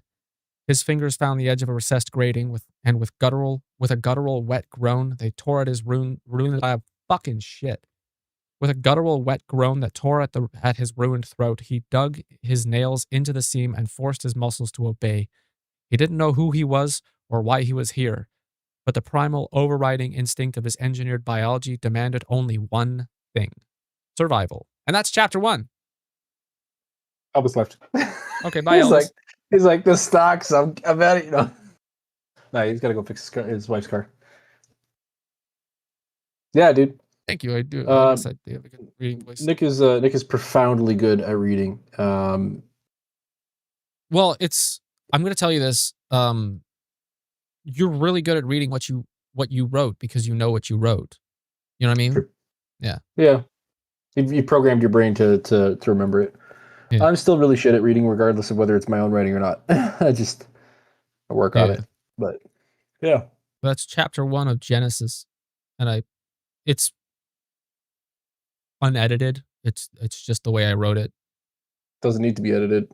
That's like you could print that tomorrow and sell copies of that one chapter. Even if just like the core, just like the basics of it is so profoundly interesting. It's like, yeah, I don't know, badass. Cool. Yeah, you should definitely. I guess I shouldn't talk about it because I might spoil it. If you guys want to end the live streams every week by just reading the next chapter like a bedtime story, then yeah. Unless you don't have it like complete, no pressure. There's 50,795 words and 20 chapters. Oh, 20. Wait. Yeah, 20 weeks worth of. And this isn't even the full file because I've actually been writing it on like 6 different places. So it's actually on Google Docs that is the most complete. There's actually more on Google Docs. Let me just. So if he reads a chapter every stream, then it will always be 20 weeks ahead of yourself. So it doesn't give you any pressure to like. But I also still have to make videos for the channel. I've only got videos scheduled all the way until July 31st. That's fair. Docs, Google. Anyway, Yeah, there are 32 chapters, and there's a total of 70,935 words. That's not bad. You're encroaching on the territory of the world's longest books, which are no, there's normal books are 100,000 words. Yeah, normal books, but they're like the world's longest like online like books, like the books that people release chapter by chapter. There's this one guy who's got a book series or a book that he's been writing, and it's got over 1 billion words in it. Jesus, that's a lot. He's fucking nuts. Should I make Jesus have an appearance in it? But no. I like the archetype of the pantheon being like he, for instance. I don't know if you're interpreting that as a machine or a program. So like the point Athena. of it was that you're supposed to hear that the AI is named he and go, oh my god, it's God. That's what you're supposed to think. But the reason why his name is he is because each AI subsystem has a designated portion of a full name of Elohim. And he is just one portion of it. Yeah. Huh. So originally all the facilities were contained within a circle, like the Mass Hadron Collider in Sweden, France. Anyways, but this story is supposed to trick you into thinking that it's a futuristic thing, but it's actually supposed to be kind of like a biblical fan fiction retelling of the Bible, kind of. No, yeah, it's good. It's it's the same premise as like you're basically synthesizing religion into a science fiction narrative that almost interprets the rebirth of humanity through the Garden of Eden. Like it's the principles are shared between like you said with Assassin's Creed, where everything is a game of telephone. 10,000 years after the birth of death of Adam. Yeah. Um, the interpretation of the Bible changes constantly. If the Bible was written by the Anunnaki, or like the precursor civilizations, and then we're just reinterpreting it, you're basically interpreting that story Yeah. almost anew. So You know, so the first person to wake up is Artyom, and I chose that because that name would be complicated to pronounce, and so he goes, "Yeah, that's Artyom. close enough." Artyom, like, like Metro, Yeah, Artyom, yeah. So the idea is that he finds that he's incapable of so he's gonna destroy his right arm, right? And yeah, find himself relatively incapable of doing anything for himself. So he chooses to wake up a second birther, a second sleeper. I'm not sure what I'm going to call him yet. So he wakes up a woman that he instantly feels drawn to, but he finds that there's a genetic pin. So the device that woke him up, like I'm not even sure why he woke up in the first place. I'm going to figure that out later, yeah. or not tell it at all and just let it not be a thing. How about the Um, system is shutting down, Yeah, so or it's the system is, like, shutting, or maybe, yeah, it could be a preservation it's system. cyclical. Cyclical. Cyclical. Yeah, so the idea was that they created the fail-safe garden, the gardens, they created them so that each facility would be, designed to hold on to a small subset of seeds, and then a large subset of one independent thing for each of the facilities. So the one that they're in right now is the heuristic, it's the garden, it's the one that has all the plant life, but it also Yeah, contains some animals just in case the animal facility was destroyed. One yeah, of the funny things that I have that I really want to write into the story is that they end up leaving the facility, and they're traveling, and the AI is like, yeah, that animal is the evolutionary standard of this animal, and that animal is the evolutionary standard of this animal. All of this makes sense, and they come across a platypus, and the AI is like, I have no idea what that is. And then so the yeah. idea was that the other facility had the animal rebirthing stations, and the AI in that facility went crazy and started genetically modifying animals and connecting different animals like an alligator bird, and then, like Yeah, impossible creatures, yeah. and then had created the platypus and spat it out as an egg-laying mammal with bird with Yeah. a it's like a cross between like a yeah. So it was It's a basically like a corrupted data corrupt entry. AI. Yeah. Yeah. Do you want this Yeah. to evolve into? Never mind. I'm the gonna. original the original idea for it was just to write it and then be Yeah. like, "Okay, I have that. Let's get one copy, professionally printed for Published. each member of the family and then give it to them for Christmas and then forget I ever did it." Fair enough. Yeah. No, I think there's actually a lot. Yeah, It's like a exactly. You have follow to follow up to both AI. head I Yeah, that's there's actually. exactly, yeah. Isn't Yeah, there there the are Garden of two. Eden is one of is Yeah. Well, the Garden of Eden is the Garden of Eden creation kit, which is the GEC. yeah, It's the thing not that's just the supposed to modding platform restart. for real life, but it was actually, Yeah. like, in the Oh yeah, game. yeah. It was named. Yeah, the modding platform was named after the Garden of Eden creation kit from inside the game because it was a system that was supposed to reinvigorate the wasteland after the bombs wiped it all out. Yeah. Um, and So there are Project many Eden, stories like mine, but this one's mine. yeah, yeah, yeah. Follow it. It's good. Yeah. There are So systems like that in place. Yeah. yeah, I guess I will read chapter 2 next week, but like I said, it's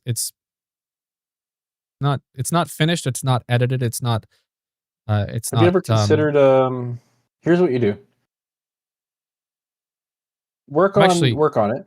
When you strangely feel excited. confident about it, Yep. start uploading the chapters online. People will come. They'll read your book. They'll watch ads on the banner ads. You'll make money off it. You get more traffic to your little to your project, and as it expands, then you can publish books, and you'll have long term people who are reading it as you're writing it, and then you can then continue to edit it, and then when you go to publish it, you'll already have a following, and so there'll be like a people who want it kind of thing. What's Oh, up? you burnt Yeah. burnt? Oh, How whatever. do you publish books? Publishing houses and stuff, you know, they'll eat it up. People will contact you and be like, "I'll give you $10,000 if you publish it now." Yeah. Oh, I think What? it says that is the stream still going? Yep. Yeah, okay. I keep getting errors. It's not live anymore. No. The stream went down? Or maybe I'm not live. No, we're good. Okay. Yeah. Everything's fine. Yeah. We Okay. should wrap Yeah, it don't up tell us though. no spoilers. Yeah, okay. Yeah. I guess shit, I didn't actually think anybody would actually like it. Why wouldn't you? It's so fucking awesome, dude. It reminds me a lot of like what I hoped that Android's Dream of Electric Sheep would have been. But I was so I had a really hard time getting into the first chapters of that book because the start of the book was so antithetical to humanity. You know? But getting past the point where Deckard and his wife are like fighting and like changing their emotions on the fly using this weird device, it got really interesting. Your book starts with the really interesting point, and like it hooks you right away, and goes, "This is incredible, and I want to know more about this journey." Even if the journey is him finding a pickaxe and trying to work his way out of a wet paper bag, it's the violent truth of you know, reproduction kind of thing. I've read a lot of books. I sound so like No, that's fine. narcissistic, I've but like listened to like thousands of books at this point. yeah, like if I was to sit here and just like give you all the books that I've read in my life and I was able to actually remember the names of all of them, it would take me probably multiple days. Because I listen to audiobooks at like 2 times speed so that I can listen to more. Yeah. Um, I got a so great book. Oh, one of the never mind. things that I was think you recommended it to me. consistently irritating me was how Necromancer. merciful the main character is treated. Main character energy doesn't fucking exist in my books. I mean, it does for now. I have It's like clans. it's like playing Expedition 33 and passing that one boss fight. You're like, yeah, you're like, what? What?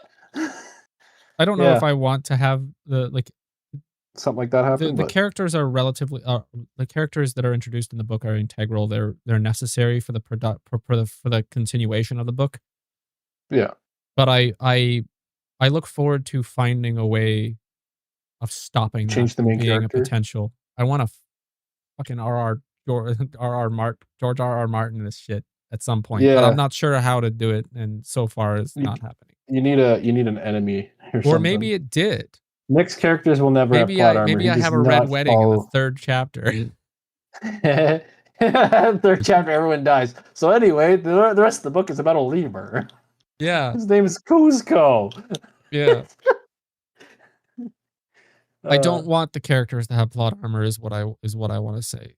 Yeah. I'm finding it difficult to find a way. So I'm going to make the characters I'm going to make a character suffer extremely for no fucking reason at all.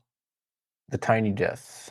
Every single thing that's you'll it's really hard to not not spoil shit. We'll stop it there. Every week. Every week I'll read a chapter until I'm out of chapters because I haven't written in a couple weeks because I don't know. I feel like it's going in the wrong direction and I want to like go back and change but like I don't know. Maybe I'll just get to that point and be like, that's all I got, and I'm tired of writing it. So fair enough. Yeah, I mean, if that's how it is, that's how it is. Maybe I'll just freak out and kill all the characters. The Great Flood. That's a great idea. That's in my back pocket. Just so you guys know, if I ever get bored of writing this, the Great Flood will happen and everyone will die. There you go. That's how it ends. All right, let's wrap this up. Yeah, let's wrap this up. I have other stuff. Yeah. Yeah. Thanks for watching. Thanks for being here for the live stream. This is now a half an hour longer than the last live stream, and which is an hour longer than the last stream before that, which means that by that standard, next live stream will be 3 hours. and then the next one will be 4 hours, and then the next one will be 4.5 And then hours eventually we'll be live until streaming 24/7, and you can watch me poop. yeah, I will be the main character of my book, and I will have tubes running through my body to suspend me in perfect life, and I will be It'll be streaming like at all times. Robert House. It'll be a raisin in an incubation pod, Exactly. If you keeping guys the watch Nevada desert Battlefield Friends, safe. I will get a shit bucket. Yeah. Shit.